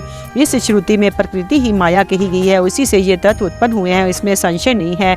काल का स्वभाव ही नियति है, ऐसा श्रुति का कथन है। ये नियति आदि जो 5 तत्व हैं इन्हीं को 5 कंचुक कहते हैं। इन 5 तत्वों को ना जानने वाला विद्वान भी मूढ़ ही कहा गया है। निर्वृत्ति प्रकृति से नीचे है और ये पुरुष प्रकृति से ऊपर है। जैसे कौवे की एक ही आंख उसके दोनों गोलोक में घूमती रहती है, उसी प्रकार पुरुष प्रकृति और नियति दोनों के पास रहता है। ये विद्या तत्व कहा गया है। शुद्ध विद्या, परमेश्वर, सदाशिव, शक्ति और शिव इन 5 को शिव तत्व कहते हैं। ब्राह्मण पर ज्ञानम ब्रह्म इस श्रुति के वाक्य से ये शिव तत्व ही प्रतिपादित हुआ है। मुनीश्वर पृथ्वी से लेकर शिव पर्यंत जो तत्व समूह है उनमें से प्रत्येक को क्रमशः अपने अपने कारण में लीन करते हुए सीखी शुद्धि करें। पृथ्वी आदि पंचक, शब्द आदि पंचक, वाग आदि पंचक, श्रोत्र आदि पंचक, शिर आदि पंचक, त्वग आदि धातु सप्तक, प्राण आदि पंचक, अन्य आदि कोश पंचक, मन आदि पुरुषांत तत्व, नित्य आदि तत्व पंचक और 11 शिव तत्व पंचक ये 11 वर्ग हैं। इन एकादश वर्ग संबंधी मंत्रों के अंत में परस्मै शिव ज्योतिषे इदम नामम इस वाक्य का उच्चारण के इसके द्वारा अपने उद्देश्य का त्याग बताया गया है। इसके बाद विविधा आदि कर्कौष्टक संबंधी मंत्रों के अंत में अर्थात विविधाय स्वाहा, कर्षोत्काय स्वाहा इसके अंत में स्वत त्याग के लिए व्यापाकाय परमात्मने शिव ज्योतिषे विश्वभूत घनो सुत्काय पस्मे देवाय इंद्र नामम जिसका उच्चारण करें। इस मंत्र के अंत में स्वाहा ओम स्वाहा बोलकर स्वतः त्याग के लिए मम का उच्चारण करें। तदंतर अपनी शाखा में बताई विधि से पहले तंत्र कर्म का संपादन करके घृत मिश्रित चरु का प्राशन एवं आचमन करके पश्चात पुरोधा आचार्य को स्वर्ण आदि से संपन्न समुचित दक्षिणा दे। फिर ब्रह्मा का विसर्जन करके प्रातःकालिक उपासना संबंधी नित्य होम करे। इसके बाद मनुष्य इस मंत्र का जाप करे। तत्पश्चात इत्यादि मंत्रों से हाथ को अग्नि में तपाकर उस अग्नि को अद्वैत धाम स्वरूप अपनी आत्मा में आरोपित करे। तदंतर प्रातः काल की संध्या उपासना करके सूर्य उपासना के पश्चात जलाशय में जाकर नाभि तक जल के भीतर प्रवेश करें। वहां प्रसन्नता पूर्वक मन को स्थिर कर उत्सुकता पूर्वक वेद मंत्रों का जप करें जो अग्निहोत्री हो गए स्थापित अग्नि में करें तथा वेदोक वैश्वानर स्थाली पाक होम करके उसमें अपना सब कुछ दान कर दें। पूर्वोक्त रूप से अग्नि का आत्मा में आरोप करके ब्राह्मण घर से निकल जाए। मुनीश्वर फिर वह साधक निम्नांकित रूप से सावित्री प्रवेश करे। इन वाक्यों का प्रेमापूर्वक आज उच्चारण करें और चित्त को चंचल ना होने दें। उस समय गायत्री का इस प्रकार ध्यान करें। ये भगवती गायत्री साक्षात भगवान शंकर के आधे शरीर में वास करने वाली है। इनके 5 मुख और 10 भुजाएं हैं। ये 15 नेत्रों से प्रकाशित होती है। नूतन रतन में किरीट से जगमगाती हुई चंद्रलेखा इनके मस्तक को विभूषित करती है। इनकी अंग कांति शुद्ध स्फटिक मणि के समान उज्ज्वल है। ये शुभ लक्षणा देवी अपने 10 हाथों में 10 प्रकार के आयुध धारण करती है। हार, कयूर, कड़े, करधनी और नूपुर आदि आभूषणों से इनके अंग विभूषित हैं। इन्होंने दिव्य वस्त्र धारण कर रखा है। इनसे सभी आभूषण रत्न निर्मित हैं। विष्णु, ब्रह्मा, देवता, ऋषि तथा गंधर्व राज और मनुष्य ही सदा इनका सेवन करते हैं। ये सर्वव्यापिनी शिवा सदा शिव देव की मनोहारिणी धर्म पत्नी है। संपूर्ण जगत की माता, तीनों लोकों की जननी, त्रिगुण में निर्गुणा तथा अजन्मा है। इस प्रकार गायत्री देवी के स्वरूप का चिंतन करते हैं शुद्ध बुद्धि वाला पुरुष ब्राह्मण तव आदि प्रदान करने वाली अजन्मा आदि देवी त्रिपदा गायत्री का जप करे। गायत्री व्याहृतियों से उत्पन्न हुई है और उन्हीं में लीन होती है। व्याहृतियों प्रणव से प्रकट हुई। प्रणव में ही लय को प्राप्ति होती है। प्रणव संपूर्ण वेदों का आदि है। ये शिव का वाचक, मंत्रों का राजाधिराज, महाबीज स्वरूप और श्रेष्ठ मंत्र है। शिव प्रणव है। प्रणव शिव कहा गया है क्योंकि वाच्य और वाचक में अधिक भेद नहीं होता। इसी महामंत्र को काशी में शरीर त्याग करने वाले जीवों के मरण काल में उन्हें सुनाकर भगवान शिव परम मोक्ष प्रदान करते हैं। इसलिए श्रेष्ठ यति अपने हृदय कमल के मध्य में विराजमान एक अक्षर प्रणव रूप परम कारण शिव देव की उपासना करते हैं। दूसरे मुमुक्ष, धीर एवं विरक्त लौकिक पुरुष भी मन से विषयों का परित्याग करके प्रणव रूप परम शिव की उपासना करते। इस प्रकार गायत्री का शिव वाचक प्रणव में ले करके इस अनुवाद का जप करें। तत्पश्चात इस अनुवाद को आरंभ से लेकर अर्थात मैं स्त्री की कामना, धन की कामना, लोकों में ख्याति की कामना से ऊपर उठ गया हूँ। उन्हें इस वाक्य को मंद, मध्यम और उच्चम स्वर से क्रमशः 3 बार उच्चारण करें। तत्पश्चात सृष्टि, स्थिति और लय के क्रम से पहले प्रणवम मंत्र का उद्धार करके फिर क्रमशः इन वाक्यों का उच्चारण करें। मध्यम और इन वाक्यों का मंद, मध्यम और उच्च स्वर से हृदय में सदाशिव का ध्यान करते हुए सावधान चित्त से उच्चारण करें। तदंतर मेरी ओर से सब प्राणियों को अभयदान दिया गया। ऐसा कहते हुए पूर्व दिशा में एक अंजलि जल लेकर छोड़ें। इसके बाद शिखा के शेष बालों को हाथ में उखाड़ डालें और जगपवित्र को निकाल कर जल के साथ हाथ में लें और इस प्रकार कहें कि इस जल में ही होम कर दें। इस प्रकार 3 बार कहकर 3 बार जल को अभिमंत्रित करके उसका आचमन करें। फिर जलाशय के निकट आकर वस्त्र और कटी सूत्र को भूमि पर त्याग दें और उत्तर या पूर्व की ओर मुंह करके 7 पद से कुछ अधिक चले। कुछ दूर जाने पर आचार्य उससे कहे, ठहरो ठहरो, भगवान लोक व्यवहार के लिए कौपीन और दंड स्वीकार करें। जो कहे आचार्य अपने हाथ में उस कटी सूत्र और कौपीन देकर गेरुआ वस्त्र भी अर्पित करें। तत्पश्चात सन्यासी जब उससे अपने शरीर को ढककर 2 बार आचमन कर ले तब आचार्य शिष्य से कहे, ये मंत्र बोलकर दंड ग्रहण करो। तब वह इस मंत्र को पढ़े। इस मंत्र का उच्चारण करते दंड की प्रार्थना करते उसे हाथ में ले। तदंतर भगवान शिव के चरणारविंद का चिंतन करते हुए गुरु के निकट जा वह 3 बार पृथ्वी में लौटकर दंडवत प्रणाम करें। उस समय वे अपने मन को पूर्णतः संयम में रखे। फिर धीरे से उठकर प्रेम पूर्वक अपने गुरु को देखते हुए हाथ जोड़कर उनके चरणों के समीप खड़ा हो जाए। संन्यास दीक्षा विषय कर्म आरंभ होने के पहले ही शुद्ध गोबर लेकर आंवले बराबर उसके गोले बना ले। सूर्य की किरणों से उन्हें सुखाएं। फिर होम आरंभ होने पर उन गोलों को होम अग्नि के बीच में डाल दें। होम समाप्त होने पर उन सबको संग्रह करके सुरक्षित रखें। तदंतर दंड धारण के पश्चात गुरु विराजाग्नि जनित उस श्वेत भस्म को लेकर उसी को शिष्य के अंगों में लगाएं अथवा उसे लगाने की आज्ञा दें। उसका क्रम इस प्रकार है। इस मंत्र से भस्म को अभिमंत्रित करें। तदंतर ईशान आदि 5 मंत्रों द्वारा उस भस्म का शिष्य के अंगों से स्पर्श कराकर उस मस्तक से लेकर पैरों तक स्वर्ग में सर्वांग में लगाने के लिए दे। शिष्य उस भस्म को विधि पूर्वक हाथ में लेकर इन दोनों मंत्रों को 3-3 बार पढ़ते हुए ललाट आदि अंगों में क्रमशः त्रिपुंड धारण करें। तत्पश्चात श्रेष्ठ शिष्य अपने हृदय कमल में विराजमान उमा सहित भगवान शंकर का भक्ति युक्त चित्त से ध्यान करें। फिर गुरु शिष्य के मस्तक पर हाथ रखकर उसके दाहिने कान में ऋषि छंद और देवता सहित प्रणव का उपदेश करें। इसके बाद कृपा करके प्रणव के अर्थ का भी बोध कराएं। श्रेष्ठ गुरु को चाहिए कि वह प्रणव के 6 प्रकार के अर्थ का ज्ञान कराते हुए उसके 12 भेदों का उपदेश दे। तत्पश्चात शिष्य दंड की भांति पृथ्वी पर पड़कर गुरु को साष्टांग प्रणाम करे, सदा उसके अधीन रहे, उनकी आज्ञा दूसरा कोई करे ना करे। गुरु की आज्ञा से शिष्य वेदांत के तात्पर्य के अनुसार सगुण निर्गुण भेद से शिव के ज्ञान में तत्पर रहे। गुरु अपने उसी शिष्य के द्वारा श्रवण मनन और निधि ध्यासन पूर्वक जप के अंत में प्रातःकालिक आदि नियमों का अनुष्ठान करवाएं।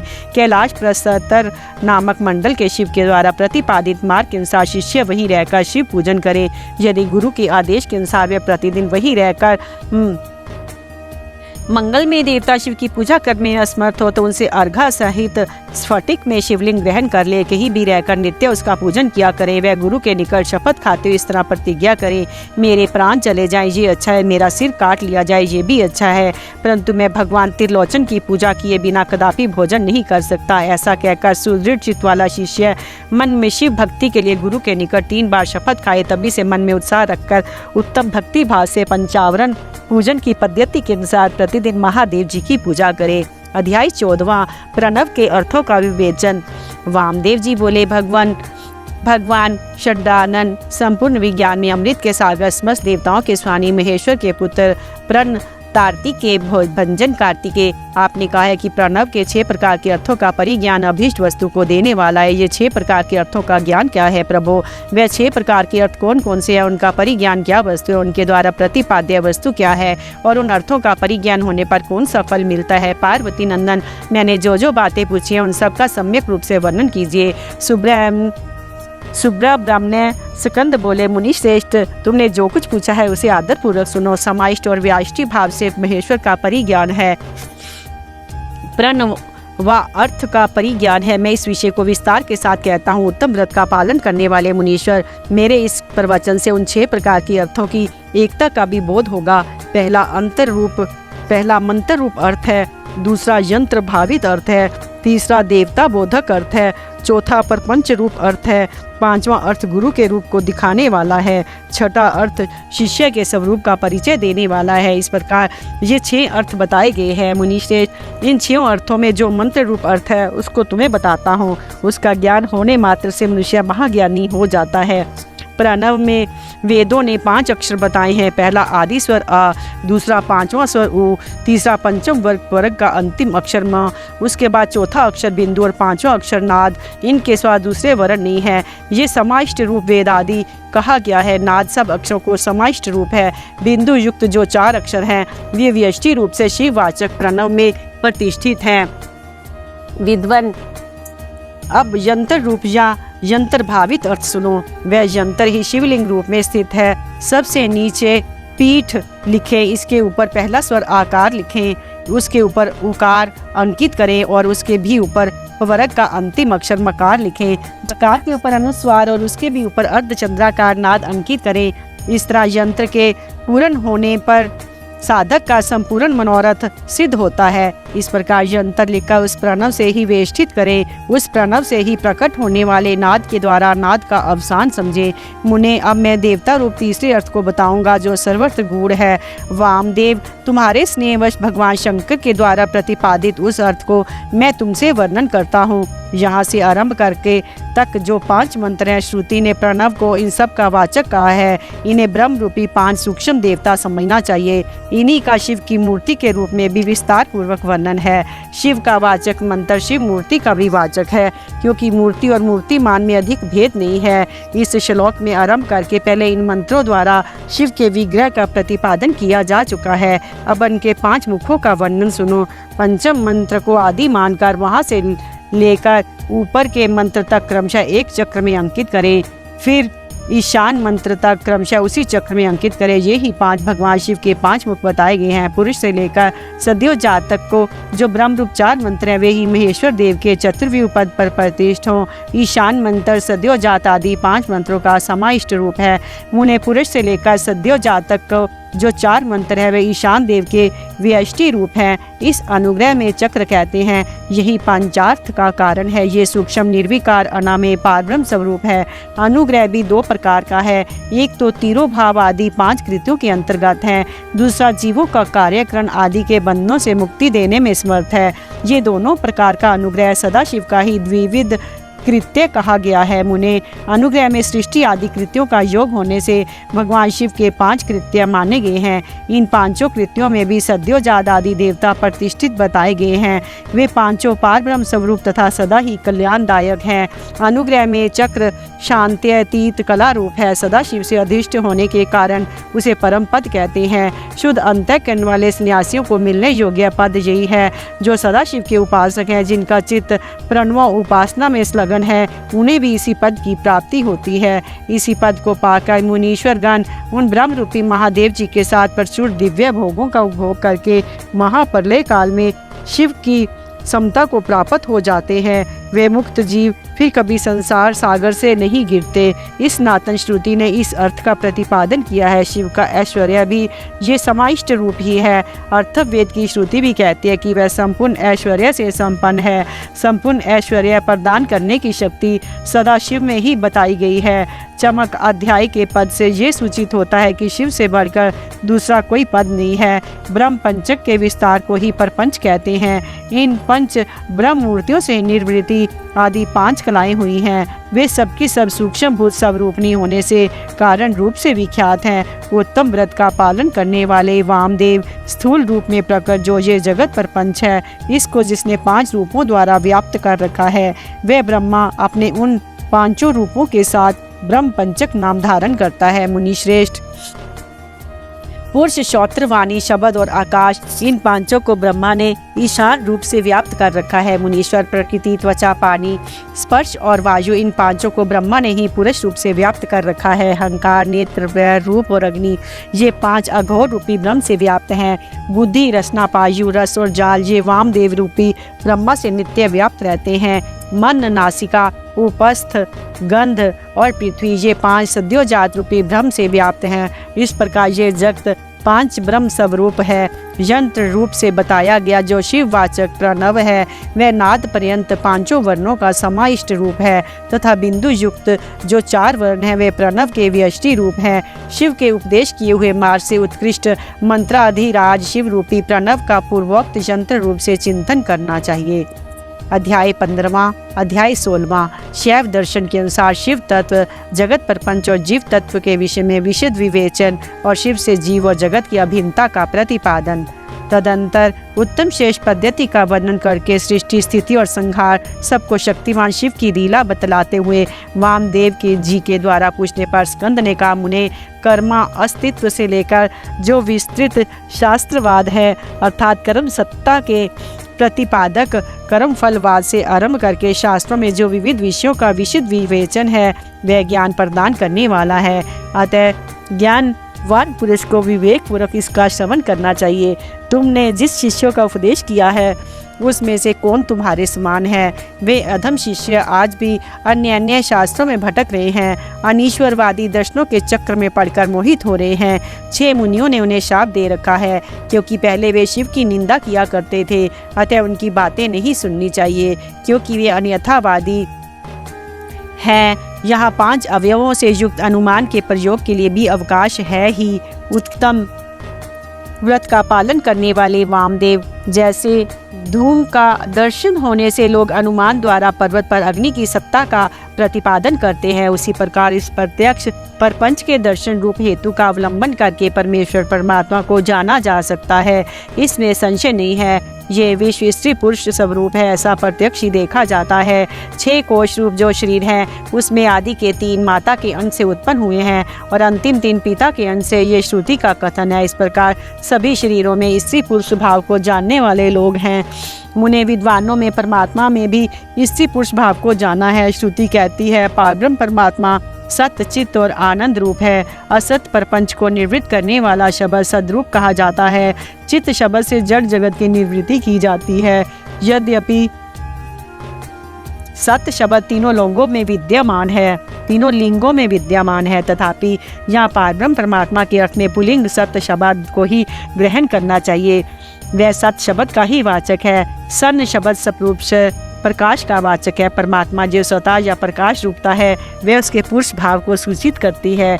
ज्ञान शब्द का पर्यायवाची जो चित्त शब्द है, वह स्त्रीलिंग है, अर्थात परमात्मा में छिद्र रूपता उसके स्त्री भाव को सूचित करती है। प्रकाश और चित्त ये दोनों जगत के कारण भाव को प्राप्त हुए हैं। उसी प्रकार सच्चिदात्मा परमेश्वर भी जब जगत के कारण भाव को प्राप्त होते हैं तब उन एकमात्र परमात्मा में ही शिव भाव और शक्ति भाव का भेद किया जाता है।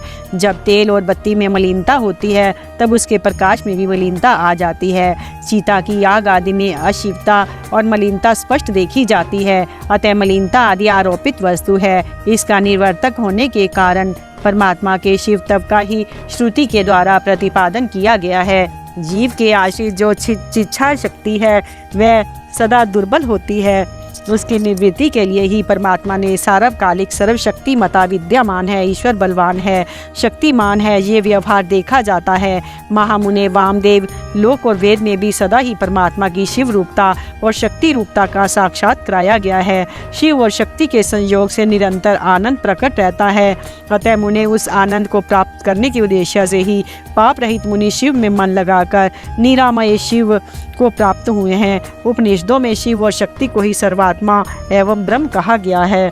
ब्रह्म शब्द से ब्रही धातव अर्थगत व्यापकता एवं सर्वात्मा का ही प्रतिपादन होता है। शंभु नामक विग्रह में बृहिणत्व और बृहितत्व नित्य विद्यमान है। सद्योजात आदि पंच ब्रह्म में शिव विग्रह में विश्व की प्रतीति ब्रह्म शब्द से ही कही गई है। वामदेव हंस पद को उलट देने से सोहम पद बनता है। उसमें प्रणाम का प्राकट्य कैसे होता है ये तुम्हारे स्नेहवश मैं बता रहा हूँ, सावधान होकर सुनो। सोहम पद में से सकार और हकार नामक व्यंजनों को त्याग देने से स्थूल ओम शब्द बच रहता है जो परमात्मा का वाचक है। तत्वदर्शी मुनि कहते हैं उसे महामंत्र रूप जानना चाहिए। उसमें जो सूक्ष्म महामंत्र है उसका उद्धार मैं तुम्हें बता रहा हूँ। हंस पद में 3 अक्षर है, ह अ स। इन तीनों में जो अ है वह 15वें अनुस्वार और 16वें विसर्ग के साथ है। सकार के साथ जो अ है वह विसर्ग सहित है। वह यदि सकार के सहित ही उठकर हम के आदि में चला जाए तो हंस के विपरीत सोहम ये महामंत्र हो जाएगा। इसमें जो सकार है वह शिव का वाचक है, अर्थात शिव ही सकार के अर्थ माने गए हैं। शक्यात्मक शिव ही इस महामंत्र के वाच्यार्थ है, ये विद्वानों का निर्णय है। गुरु जब शिष्य को इस महामंत्र का उपदेश देते हैं तब सोहम पद से उसको शक्त्यात्मक शिव का ही बोध कराना अभीष्ट होता है, अर्थात वह ये अनुभव करे कि मैं शक्त्यात्मक शिव रूप हूँ। इस प्रकार जब ये महामंत्र जीव परक होता है अर्थात जीव की शिव रूपता का बोध कराता है तब पशु अपने को शक्त्यात्मक एवं शिव का अंश जानकर शिव के साथ अपनी एकता सिद्ध हो जाने से शिव की समता का भागी हो जाता है। अब श्रुति के परज्ञानम ब्रह्म इस वाक्य में जो परज्ञानम पद आया है उसके अर्थ को दिखाया जा रहा है। परज्ञान शब्द चैतन्य का प्राय है, इसमें संशय नहीं है। मुने शिव सूत्र में ये कहा गया है कि चैतन्यम आत्मा अर्थात आत्मा ब्रह्म या परमात्मा चैतन्य रूप है। चैतन्य शब्द से ये सूचित होता है कि जिसमें विश्व का संपूर्ण ज्ञान तथा स्वतंत्रता पूर्वक जगत के निर्माण की क्रिया स्वभावतः विद्यमान है, उसी को आत्मा या परमात्मा कहा गया है। इस प्रकार मैंने यहाँ शिव सूत्रों की व्याख्या की है। ज्ञानम बंध है, ये दूसरा शिव सूत्र है। इसमें पशु व जीव समुदाय का लक्षण बताया गया है। इस सूत्र में आदि मम ज्ञानम के द्वारा किंचन मात्र ज्ञान और क्रिया का होना ही जीव का लक्षण कहा गया है। ये ज्ञान और क्रिया पराशक्ति का प्रथम संपादन है। कृष्ण यजुर्वेद की शिवदाश्वर शाखा का अध्ययन करने वाले विद्वानों में स्वाभाविक की ज्ञान बल क्रिया च इस श्रुति के द्वारा इस पराशक्ति का प्रसन्नता पूर्वक स्तवन किया है। भगवान शंकर की 3 दृष्टियां मानी गई हैं, ज्ञान क्रिया और इच्छा रूप। ये तीनों दृष्टियां जीवों के मन में स्थित हो इंद्रिया ज्ञान गोचर देह में प्रवेश करके जीव रूप ही सदा जानती और करती हैं। अतः ये दृष्टि त्रय रूप जीवात्मा का स्वरूप ही है, ऐसा निश्चित सिद्धांत है। अब मैं जगत प्रपंच के साथ प्रणव की एकता का बोध करने वाले प्रपंच अर्थ का वर्णन करूंगा। ओमि तीदम सर्वम, ये अर्थात ये प्रत्यक्ष दिखाई देने वाला समस्त जगत ओंकार है। ये सनातन श्रुति का कथन है। इसमें प्रणव और जगत की एकता सूचित होती है। इस वाक्य से आरंभ करके तैत्तिरीय श्रुति ने संसार की सृष्टि के क्रम का वर्णन किया है। वामदेव, उस श्रुति का जो विवेकपूर्ण तात्पर्य है उसे मैं तुम्हारे स्नेहवश बता रहा हूँ, सुनो। शिव शक्ति का संयोग ही परमात्मा है। ये ज्ञानी पुरुषों का निश्चित मत है। शिव जी की जो पराशक्ति है उसे चित शक्ति प्रकट होती है। चित शक्ति से आनंद शक्ति का प्रादुर्भाव होता है। आनंद शक्ति से इच्छा शक्ति का उद्भव हुआ है। इच्छा शक्ति से ज्ञान शक्ति और ज्ञान शक्ति से पांचवी क्रिया शक्ति प्रकट हुई है। मुने इन्हीं से निवृत्ति आदि कलाएं उत्पन्न हुई है। चित शक्ति से नाद और आनंद शक्ति से बिंदु का प्राकट्य बताया गया है। इच्छा शक्ति से मकार प्रकट हुआ है। ज्ञान शक्ति से पांचवा स्वर उकार उत्पन्न हुआ है और क्रिया शक्ति से आकार की उत्पत्ति हुई है। मुनीश्वर, इस प्रकार मैंने तुम्हें प्रणव की उत्पत्ति बतलाई है। अब ईशान आदि पंच ब्रह्म की उत्पत्ति का वर्णन सुनो। शिव से ईशान उत्पन्न हुए हैं। ईशान से तत्पुरुष का प्रादुर्भाव हुआ है। तत्पुरुष या घोर का, घोर से वामदेव का, वामदेव से सद्योजात का प्राकट्य हुआ है। उस आदि अक्षर प्रणव से ही मूलभूत 5 स्वर और 33 व्यंजन के रूप में 38 अक्षरों का प्रादुर्भाव हुआ है। अब कलाओं की उत्पत्ति का क्रम सुनो। ईशान से शांति अतीता कला उत्पन्न हुई है। तत्पुरुष से शांति कला, घोर से विद्या कला, वामदेव से प्रतिष्ठा कला और सद्योजात से निवृत्ति कला की उत्पत्ति हुई है। ईशान से चित शक्ति द्वारा मिथुन पंचक की उत्पत्ति हुई है। अनुग्रह, तिरोभाव, संहार, स्थिति और सृष्टि इन पांच कृतियों का हेतु होने के कारण उसे पंचक कहते हैं। ये बात तत्वदर्शी ज्ञानी मुनियों ने कही है। वाच्य वाचक के संबंध से उन्हें मिथुन तत्व की प्राप्ति हुई है। कलावरण स्वरूप इस पंचक में भूत पंचक की गणना है। मुनि श्रेष्ठ, आकाश आदि के क्रम में इन पांचों मिथुनों की उत्पत्ति हुई है। इनमें पहला मिथुन है आकाश, दूसरा वायु, तीसरा अग्नि, चौथा जल और पांचवा मिथुन पृथ्वी है। इनमें आकाश से लेकर पृथ्वी तक के भूतों का जैसा स्वरूप बताया गया है उसे सुनो। आकाश में एकमात्र शब्द ही गुण है। वायु में शब्द और स्पर्श 2 गुण है। अग्नि में शब्द, स्पर्श और रूप इन तीनों गुणों की प्रधानता है। जल में शब्द, स्पर्श, रूप, रस इन ये 4 गुण माने गए हैं तथा पृथ्वी शब्द, स्पर्श, रूप, रस और गंध इन 5 गुणों से संपन्न है। यही भूतों का व्यापकत्व कहा गया है। अर्थात शब्द आदि गुणों द्वारा आकाश आदि भूत, वायु आदि परवर्ती भूतों में किस प्रकार व्यापक है ये दिखाया गया है। इसके विपरीत गंध आदि गुणों के क्रम से वे भूत पूर्ववर्ती भूतों से व्याप्या है। अर्थात गंध और गुण वाली पृथ्वी का जल और रस गुण वाला जल अग्नि का व्याप्या है। इत्यादि रूप से इनकी व्यापकता को समझना चाहिए। 5 भूतों का ये विस्तार ही परपंच कहलाता है। सर्व समाइष्ट का जो आत्मा है उसी का नाम विराट है और पृथ्वी तत्व से लेकर क्रमशः शिव तत्व है। जो तत्वों का समुदाय है वही ब्रह्मांड है। वह क्रमशः तत्व समूह में लीन होता हुआ अंत तो गत्वा सबके जीवन भूत चैतन्य में परमेश्वर में ही लय को प्राप्त होता है और सृष्टि काल में फिर शक्ति द्वारा शिव से निकलकर स्थूल परपंच के रूप में प्रलय काल पर्यंत सुखपूर्वक स्थित रहता है।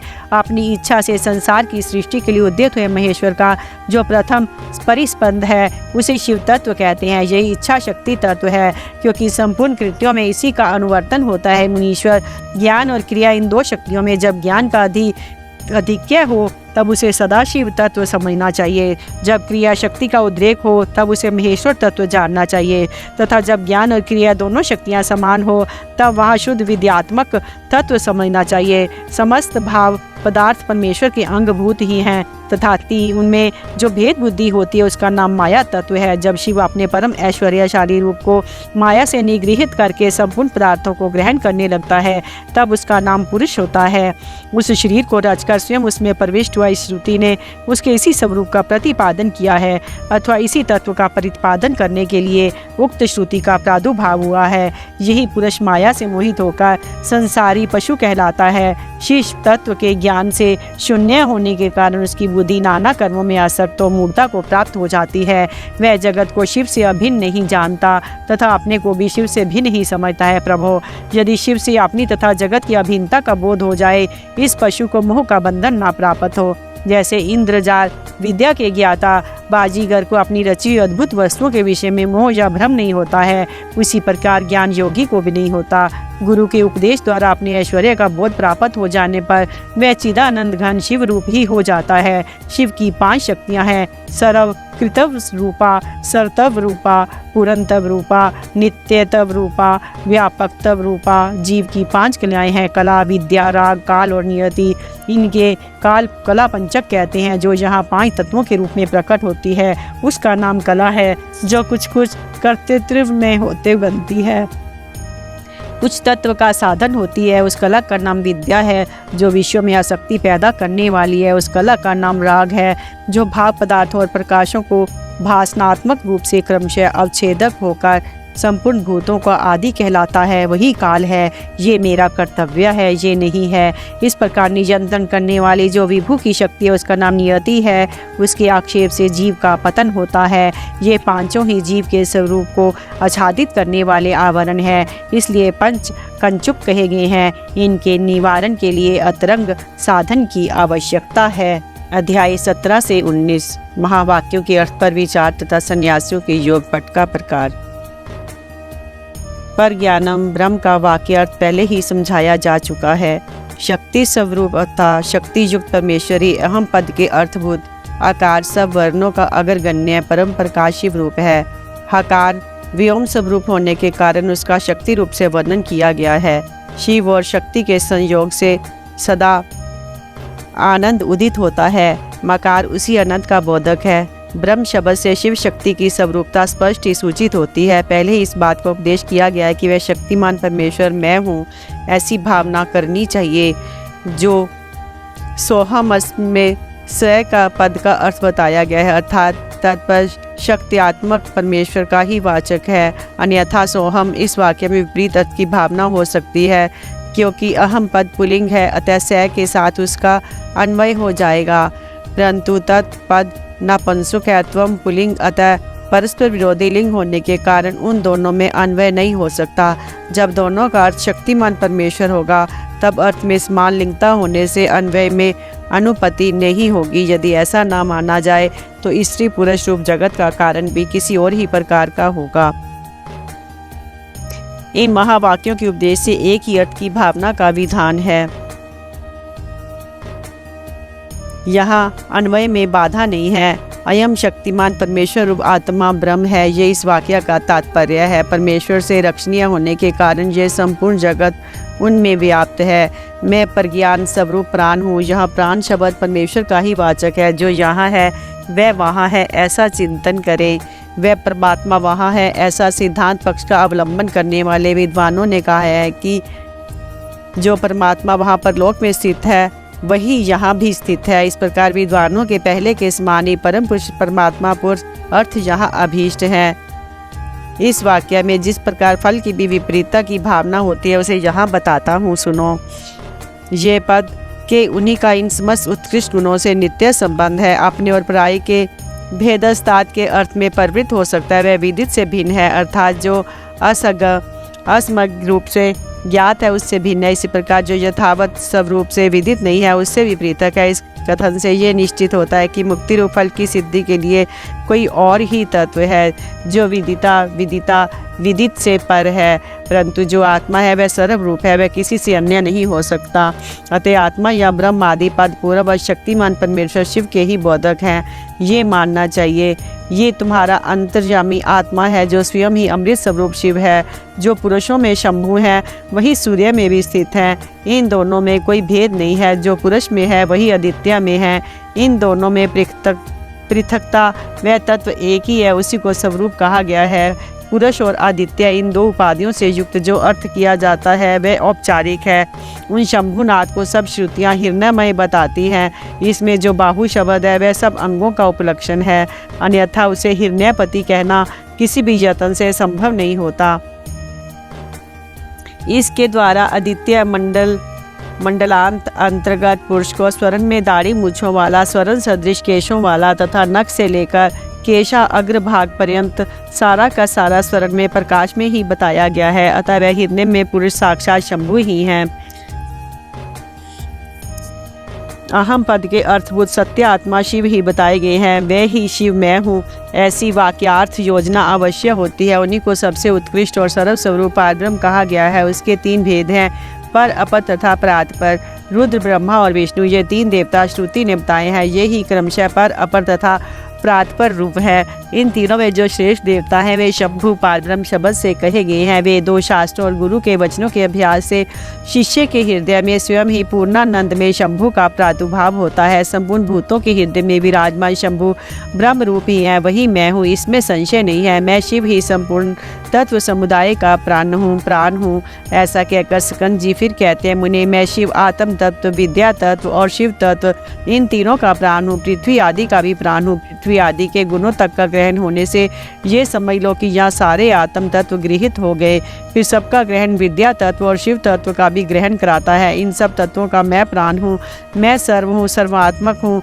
जीव का भी अंतर्यामी होने से उसका भी जीव हूँ। जो भूत वर्तमान और भविष्य काल है वह सब मेरा स्वरूप होने के कारण मैं ही हूँ। ये श्रुति साक्षात शिव के मुख से प्रकट हुई है। अतः शिव ही सर्वरूप है, क्योंकि उन्हीं का इन समस्त उत्कृष्ट गुणों से नित्य संबंध है। अपने और प्राय के भेद से रहित होने के कारण मैं ही अद्वितीय आत्मा हूँ। मैं भावरूप होने के कारण पूर्ण हूँ, नित्य मुक्त मैं ही हूँ। पशु जीव मेरी कृपा से मुक्त होकर मेरे स्वरूप को प्राप्त होते हैं। जो सर्वात्मक शंभु है वही मैं हूँ, मैं शिव रूप हूँ। वामदेव इस प्रकार संपूर्ण वाक्यों के अर्थ भगवान शिव ही बताए गए हैं। दो वाक्यों द्वारा प्रतिपादित अर्थ साक्षात शिव की एकता का ज्ञान प्रदान करने वाला होता है। गुरु को चाहिए कि शिष्यों को इसका आदरपूर्वक उपदेश करे। गुरु को उचित है कि वे आधार से शंख को लेकर अस्त्र मंत्र से तथा भस्म द्वारा उसकी शुद्धि करके उसे अपने सामने चौकोर मंडल में स्थापित करे। फिर ओंकार का उच्चारण करके गंध आदि के द्वारा उस शंख की पूजा करे। उसमें वस्त्र लपेट दे और सुगंधित जल भरकर प्रणव का उच्चारण करते उसका पूजन करे। तत्पश्चात 7 बार प्रणव के द्वारा फिर उस शंख को अभिमंत्रित करके शिष्य से कहे, हे शिष्य, जो थोड़ा सा भी अंतर करता है, भेदभाव रखता है, वह भय का भागी होता है। ये श्रुति का सिद्धांत बताया गया, इसलिए तुम अपने चित्त को स्थिर करके निर्भय हो जाओ। ऐसा कह के गुरु स्वयं महादेव जी का ध्यान करते उन्हीं के रूप में शिष्य का अर्चन करे। शिष्य के आसन की पूजा करके उसमें शिव के आसन और शिव की मूर्ति की भावना करे। फिर से सिर से पैर तक सद्योजात आदि 5 मंत्रों का न्यास करके मस्तक, मुख और कलाओं के भेद से प्रणव की कलाओं का भी न्यास करे। शिष्य के शरीर से 38 मंत्र रूपा प्रणव की कलाओं का न्यास करके उसके मस्तक पर शिव का आवाहन करे। तत्पश्चात स्थापनी आदि मुद्राओं का प्रदर्शन करे। फिर अंग न्यास करके आसन पूर्वक 16 उपचारों की कल्पना करे। खीर का नैवेद्य अर्पण करके ओम स्वाहा का उच्चारण करके कुल्ला और आचमन करावें। अर्ध आदि देकर क्रमशः धूप दीप आदि समर्पित करे। शिव के 8 नामों से पूजन करके वेदों के प्रांगत ब्राह्मणों के साथ मंत्रों की तथा इत्यादि भृगुबली के मंत्रों को पढ़े। तत्पश्चात महानारायणों उपनिषद के मंत्रों का पाठ करें। इसके बाद शिष्य के सामने कलहार आदि की बनी हुई माला लेकर खड़े हो शिव निर्मित पांचयासिक शास्त्र के सिद्धि स्कंद का धीरे धीरे जप करें। अनुकूल सिद्ध से पूर्णो हम इस मंत्र का जप करके गुरु उस माला को शिष्य के कंठ में पहना दे। तदंतर ललाट में तिलक लगाकर संप्रदाय के अनुसार उसके सर्वांग में विधिवत चंदन का लेप कराएं। तत्पश्चात गुरु प्रसन्नता पूर्वक श्री पादयुक्त नाम देकर शिष्यों को छत्र और चरण पादुका अर्पित करें। उसे व्याख्यान देने तथा आवश्यक कर्म आदि के लिए गुरुवासन ग्रहण करने का अधिकार दे। फिर गुरु अपने उस शिव रूपी शिष्य पर अनुग्रह करके कहे, तुम सदा समाधिस्थ रहकर मैं शिव हूँ इस प्रकार की भावना करते रहो। यूँ कहकर वैसे शिव को नमस्कार करें। फिर संप्रदाय की मर्यादा के अनुसार दूसरे लोग भी उसे नमस्कार करें। उस समय शिष्य उठकर गुरु को नमस्कार करें। अपने गुरु के गुरु को और उनके शिष्यों को भी मस्तक झुकाएं। इस प्रकार नमस्कार करके सुशील शिष्य जब मौन और विनीत भाव से गुरु के समीप खड़ा हो तब गुरु स्वयं उसे इस प्रकार का उपदेश दे, बेटा आज से तुम समस्त लोगों पर अनुग्रह करते रहो। यदि कोई शिष्य होने के लिए आए तो पहले उसकी परीक्षा कर लो, फिर शास्त्र विधि के अनुसार उसे शिष्य बनाओ। राग आदि दोषों का त्याग करके निरंतर शिव का चिंतन करते रहो। श्रेष्ठ संप्रदाय के सिद्ध पुरुषों का संग करो, दूसरों का नहीं। प्राणों पर संकट आ जाए तो भी शिव का पूजन किए बिना कभी भोजन ना करो। गुरु भक्ति का आश्रय ले सुखी रहो, सुखी रहो। मुनीश्वर वामदेव, तुम्हारे स्नेहवश अत्यंत गोपनीय होने पर भी मैंने ये योग पट का प्रकार तुम्हें बताया। ऐसा कहकर सगंध ने यतियों पर कृपा करके उनसे सन्यासियों के क्षौर और स्नान विधि का वर्णन किया। अध्याय 20 अध्याय 21 यति के अंत्येष्टिकरण की दशा पर्यंत विधि का वर्णन। वामदेव जी बोले, जो मुक्त यति है उनके शरीर का दाह कर्म नहीं होता, मरने पर उनके शरीर को गाड़ दिया जाता है, ये मैंने सुना है। मेरे गुरु कार्तिकेय आप प्रसन्नतापूर्वक यतियों की उस अंत्येष्टि कर्म का मुझसे वर्णन कीजिए, क्योंकि तीनों लोकों में आपके सिवा दूसरा कोई इस विषय का वर्णन करने वाला नहीं है। भगवान शंकर नंदन जो पूर्ण पारब्रह्म में अहम भाव का आश्रय ले देह पंजर से मुक्त हो गए हैं तथा जो उपासना के मार्ग से शरीर बंधन से मुक्त हो परमात्मा को प्राप्त हुए हैं, उनकी गति में क्या अंतर है, ये बताइए प्रभु। मैं आपका शिष्य हूँ, इसलिए अच्छी तरह विचार करके प्रसन्नतापूर्वक मुझसे इस विषय का वर्णन कीजिए। सकंद ने कहा, जो कोई यति समाधिस्थ हो, शिव के चिंतन पूर्वक अपने शरीर का परित्याग करता है, यदि महान धीर हो तो परिपूर्ण शिव रूप हो जाता है। किंतु यदि कोई अधीर चित्त होने के कारण समाधि लाभ नहीं कर पाता तो उसके लिए उपाय बताता हूँ, सावधान होकर सुनो। वेदांत शास्त्र के वाक्यों से जो ज्ञाता ज्ञान और ज्ञेय इन तीन पदार्थों का परिज्ञान होता है, उसे गुरु के मुख से सुनकर यति यम नियम आदि योग का अभ्यास करे। उसे करते हुए भली भांति शिव के ध्यान में तत्पर रहे मुने। उसे नित्य नियम पूर्वक प्रणव के जप और अर्थ चिंतन में मन को लगाए रखना चाहिए मुने। यदि देह की दुर्बलता के कारण धीरता धारण करने में असमर्थ यति निष्काम भाव से शिव का स्मरण करके अपने जीर्ण शरीर को त्याग दे तो भगवान सदाशिव के अनुग्रह से नंदी के भेजे हुए विख्यात 5 अतिवाहिक देवता आते हैं। उनमें से कोई तो अग्नि का अभिमानी, कोई ज्योति पुंज स्वरूप, कोई दिनाभिमानी, कोई शुक्ल पक्ष अभिमानी और कोई उत्तरायण का अभिमानी होता है। ये पांचों सब प्राणी पर अनुग्रह करने में तत्पर रहते हैं। स्त्रियाँ इस तरह धूम अभिमानी, तम का अभिमानी, रात्रि का अभिमानी, कृष्ण पक्ष का अभिमानी और दक्षिणायन का अभिमानी, ये सब मिलकर 5 होते हैं। ये पांचों विख्यात देवता दक्षिण मार्ग में प्रसिद्ध हैं।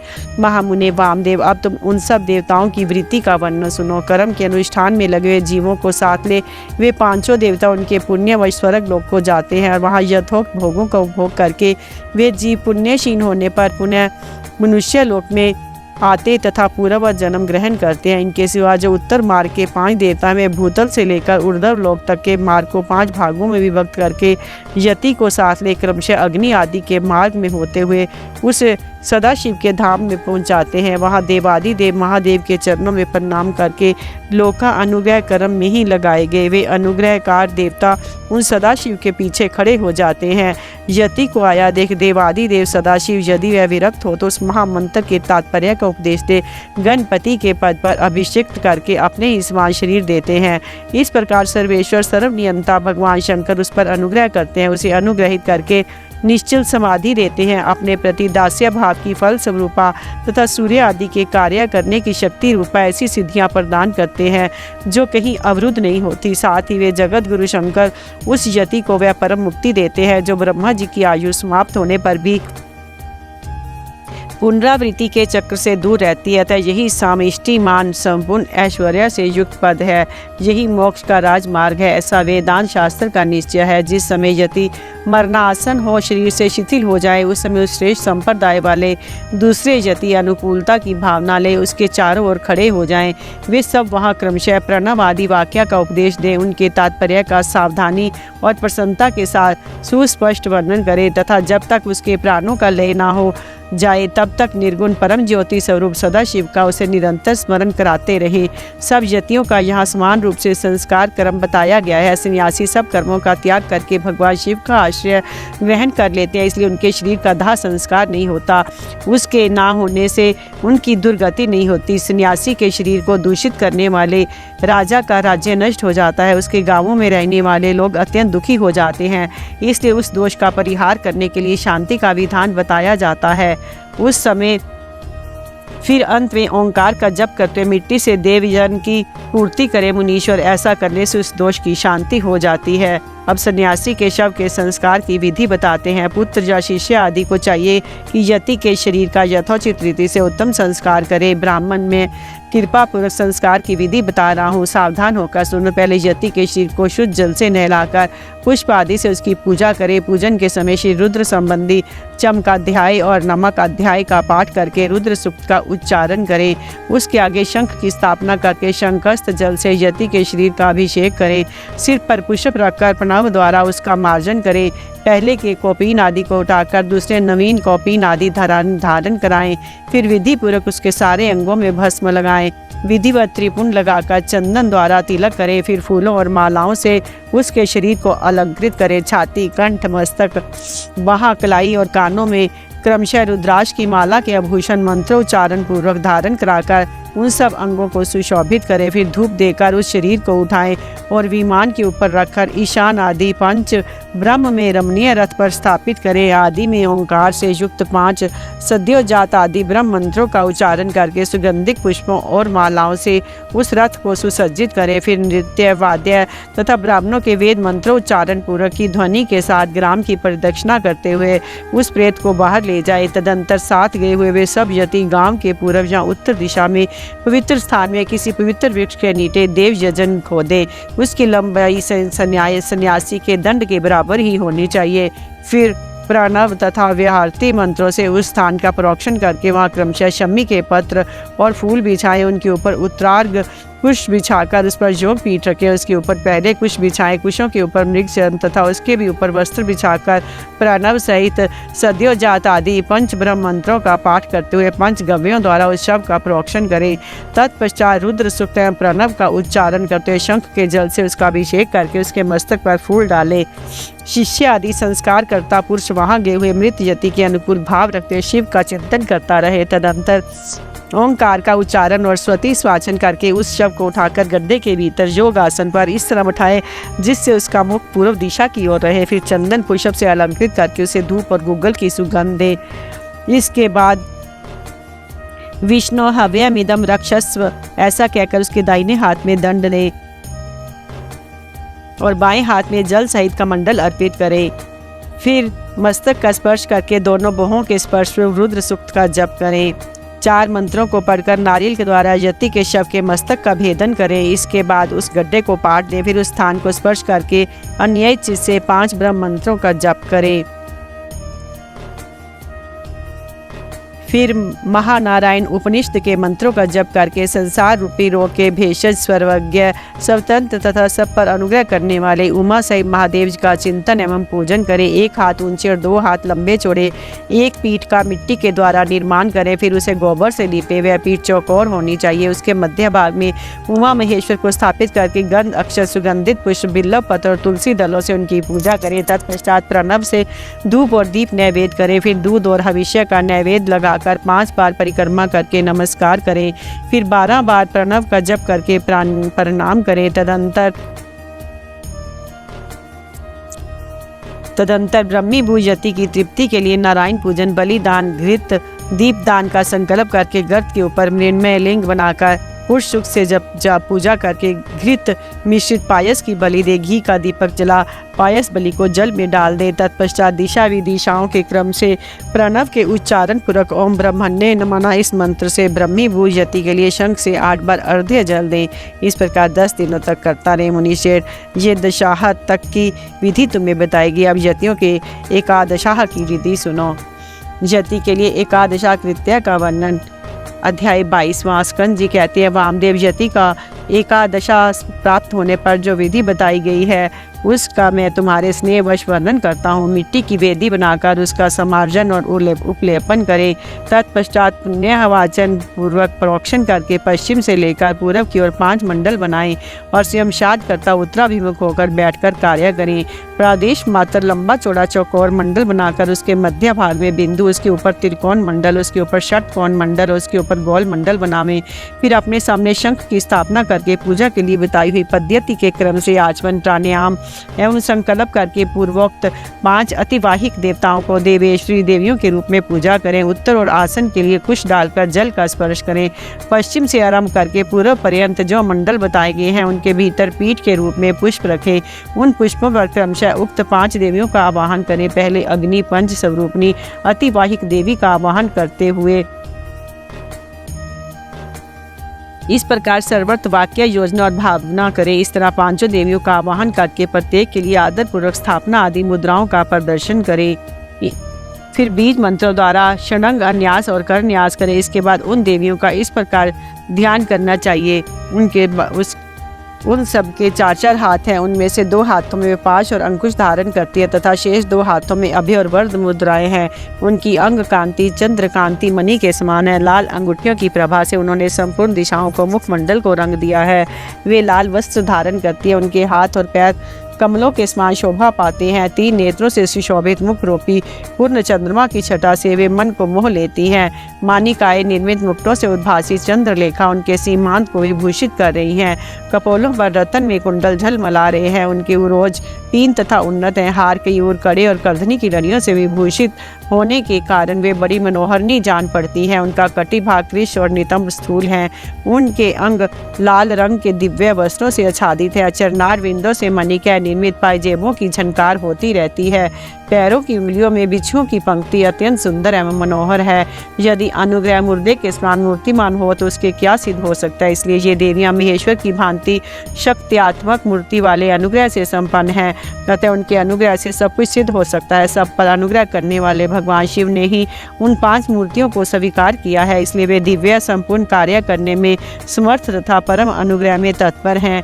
इस प्रकार उन सब अनुग्रह प्रायण कल्याणमयी देवियों का ध्यान करके इनके लिए शंखस्थ जल के बिंदुओं द्वारा पैरों में पाद्य, हाथों में आचमनीय तथा मस्तकों पर अर्घ्य देना चाहिए।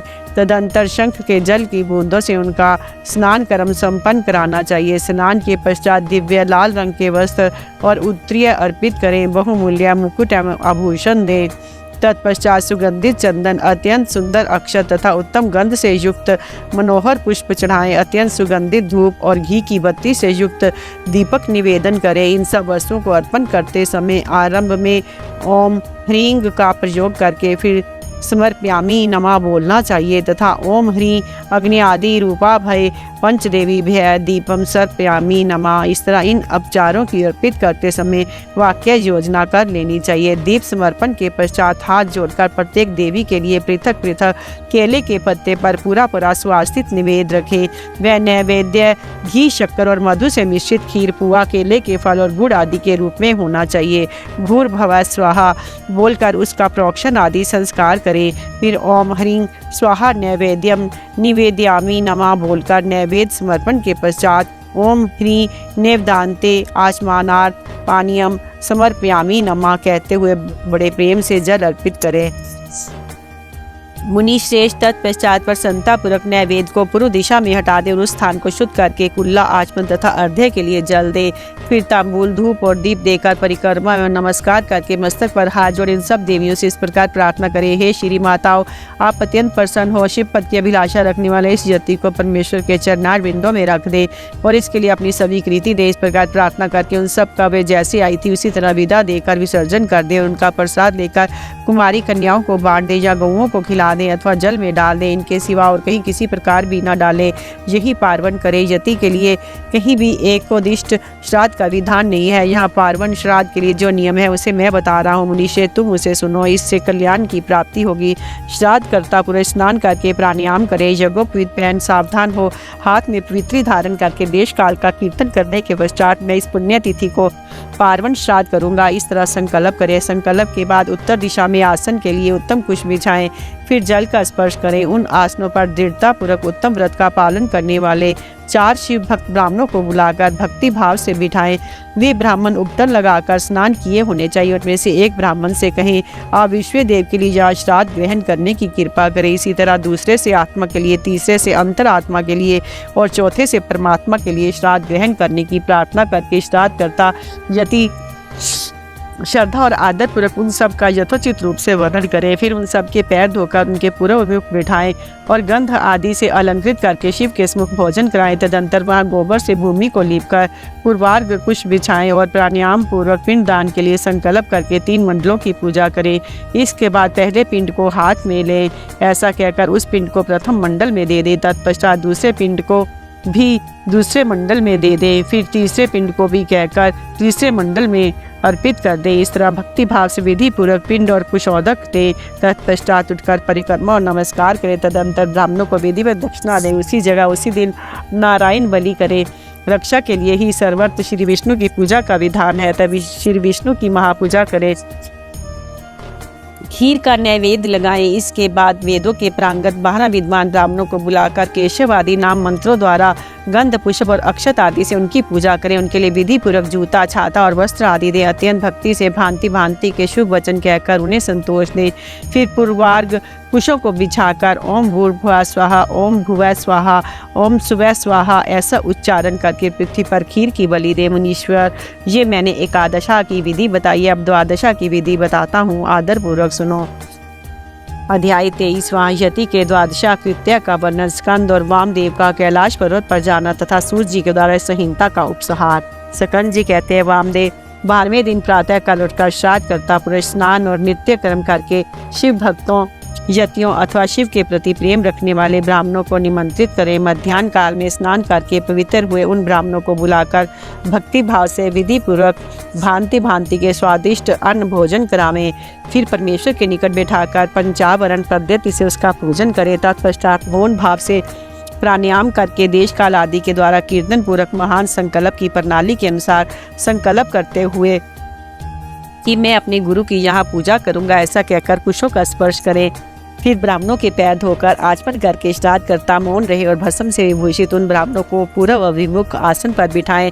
वहाँ सदाशिव आदि के क्रम से उन 8 ब्राह्मणों को बड़े आदर के साथ चिंतन करें, अर्थात उन्हें सदाशिव आदि का स्वरूप माने। मुने अन्य 4 ब्राह्मणों को भी 4 गुरुओं के रूप में चिंतन करें। चारों गुरु ये है, गुरु, परम गुरु, प्रातपर गुरु और परमेष्ठी गुरु। परमेष्ठी गुरु का उनमें उमा सहित महेश्वर की भावना करते हुए चिंतन करें। अपने गुरु का नाम लेकर ध्यान करें। उन सब के लिए ऐसा कहकर पृथक पृथक आसन रखें। आदि में प्रणव, बीज में द्वितीय मांत गुरु तथा अंत में बोलकर आवाहन करें। आवाहन करके अर्घोदक अर्घ्य में रखे हुए जल से पाद्य, आचमन और अर्घ्य निवेदन करे। फिर वस्त्र, गंध और अक्षत देकर ओम गुरुवे नमः इत्यादि रूप से गुरुओं का तथा ओम सदाशिवाय नमः इत्यादि रूप से 8 नामों के उच्चारण पूर्वक 8 अन्य ब्राह्मणों को सुगंधित फूलों से अलंकृत करें। तत्पश्चात धूप दीप देकर संपूर्ण मस्तु की गई ये सारी आराधना पूर्ण रूप से सफल हो ऐसा कहकर खड़ा हो नमस्कार करें। इसके बाद केले के पत्तों के पात्र रूप में बिछाकर जल से शुद्ध करके उन पर शुद्ध अन्न, खीर, पुआ, दाल और साग आदि व्यंजन परोसकर केले के फल, नारियल, गुड़ भी रखें। पात्रों को रखने के लिए आसन भी अलग अलग दें। उन आसनों को क्रमशः प्रोक्षण करके उन्हें यथास्थान रखें। फिर भोजन पात्र का भी प्रोक्षण एवं अभिषेक करके हाथ से उसका स्पर्श करते हुए हे विष्णु, इस हविष्य को आप सुरक्षित रखें। फिर उठकर उन ब्राह्मणों को पीने के लिए जल देकर उनसे इस प्रकार प्रार्थना करें, सदाशिव आदि मुझ पर प्रसन्न और अभीष्ट वर देने वाले हों। इसके बाद ये देवा आदि मंत्र का उच्चारण करके अक्षत सहित इस अन्न का त्याग करें। फिर नमस्कार करके उठें और सर्वत्र कृत वस्तु ऐसा कहकर ब्राह्मणों को संतुष्ट करके इस मंत्र का पहले पाठ करके चारों वेदों के आदि मंत्रों का, रुद्र अध्याय का, चमका अध्याय का, रुद्र सूक्त का तथा सद्योजात आदि 5 ब्राह्मण मंत्रों का पाठ करे। ब्राह्मण भोजन के अंत में यथासंभव मंत्र बोले और अक्षत छोड़े। फिर आचमन आदि जल दें। हाथ, पैर और मुंह धोने के लिए भी जल अर्पित करें। आचमन के पश्चात सब ब्राह्मणों को सुखपूर्वक आसनों पर बिठाकर शुद्ध जल देने के अनंतर मुख शुद्धि के लिए यथोचित कपूर आदि से युक्त तांबूल अर्पित करें। फिर दक्षिण चरण पादुका, आसन, छाता, व्यंजन, चौकी और बांस की छड़ी देकर परिक्रमा और नमस्कार के द्वारा उन ब्राह्मणों को संतुष्ट करें तथा उनसे आशीर्वाद ले। पुनः करके गुरु के प्रति अविचल भक्ति के लिए प्रार्थना करें। तत्पश्चात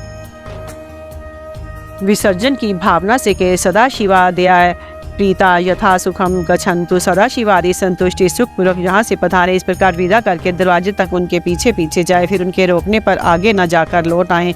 लौट कर द्वार पर बैठे हुए ब्राह्मणों, बंधुजनों, दीनों और अनाथों के साथ स्वयं भी भोजन करके सुखपूर्वक रहें। ऐसा करने से उसमें कहीं भी विकृति नहीं हो सकती। ये सब सत्य है और बारंबार सत्य है। इस प्रकार प्रतिवर्ष गुरु की उत्तम आराधना करने वाला शिष्य इस लोक में महान भोगों का उपभोग करके अंत में शिव लोक को प्राप्त कर लेता है। मुने, ये साक्षात भगवान शिव का कहा हुआ उत्तम रहस्य है जो वेदांत के सिद्धांत से निश्चित किया गया है। तुमने मुझसे जो कुछ सुना है उसे विद्वान पुरुष तुम्हारा ही मत कहेंगे। अतः यति इस मार्ग के चलकर शिवो हमसे मैं शिव हूँ इस रूप में आत्म स्वरूप शिव की भावना करता हुआ शिव रूप हो जाता है। सूत जी कहते हैं, इस प्रकार मुनीश्वर वामदेव को उपदेश देकर दिव्य ज्ञान दाता गुरु देवेश्वर कार्तिकेय पिता माता के सर्वदेव वंदित चरणारविंदों का चिंतन करते हुए अनेक शिखरों से आवृत शोभाशाली एवं एवं परम आश्चर्य में कैलाश शिखर को चले गए। श्रेष्ठ शिष्यों सहित वामदेव भी मयूर वाहन कार्तिकेय को प्रणाम करके शीघ्र ही परम अद्भुत कैलाश शिखर पर जा पहुँचे और महादेव जी के निकट जा उन्होंने उमा सहित महेश्वर के माया नाक्षक मोक्षदायक चरणों का दर्शन किया। फिर भक्ति भाव से अपना सारा अंग भगवान शिव को समर्पित करके वे शरीर की सुध भुलाकर उनके निकट दंड की भांति पड़ गए और बारंबार उठकर नमस्कार करने लगे। तत्पश्चात उन्होंने भांति भांति के स्तोत्रों द्वारा जो वेदों और आगमों के रस से पूर्ण थे जगदम्बा और पुत्र सहित परमेश्वर शिव का स्तमन किया। इसके बाद देवी पार्वती और महादेव की जी के चरणारविंद को अपने मस्तक पर रखकर उनका पूर्ण अनुग्रह प्राप्त करके वे वही सुखपूर्वक रहने लगे। तुम सभी ऋषि भी इस प्रकार प्रणव के अर्थभूत महेश्वर का तथा वेदों के गोपनीय रहस्य वेद सर्वस्व और मोक्षदायक तारक मंत्र ओंकार का ज्ञान प्राप्त करके यहाँ सुख से रहो तथा विश्वनाथ जी के चरणों में सायुज्य रूपा अनुपम एवं उत्तम मुक्ति का चिंतन किया करो। अब मैं गुरुदेव की सेवा के लिए बद्रिका आश्रम तीर्थ को जाऊंगा। तुम्हें फिर मेरे साथ संभाषण का एवं सत्संग का अवसर प्राप्त हो। कैलाश संहिता संपूर्ण।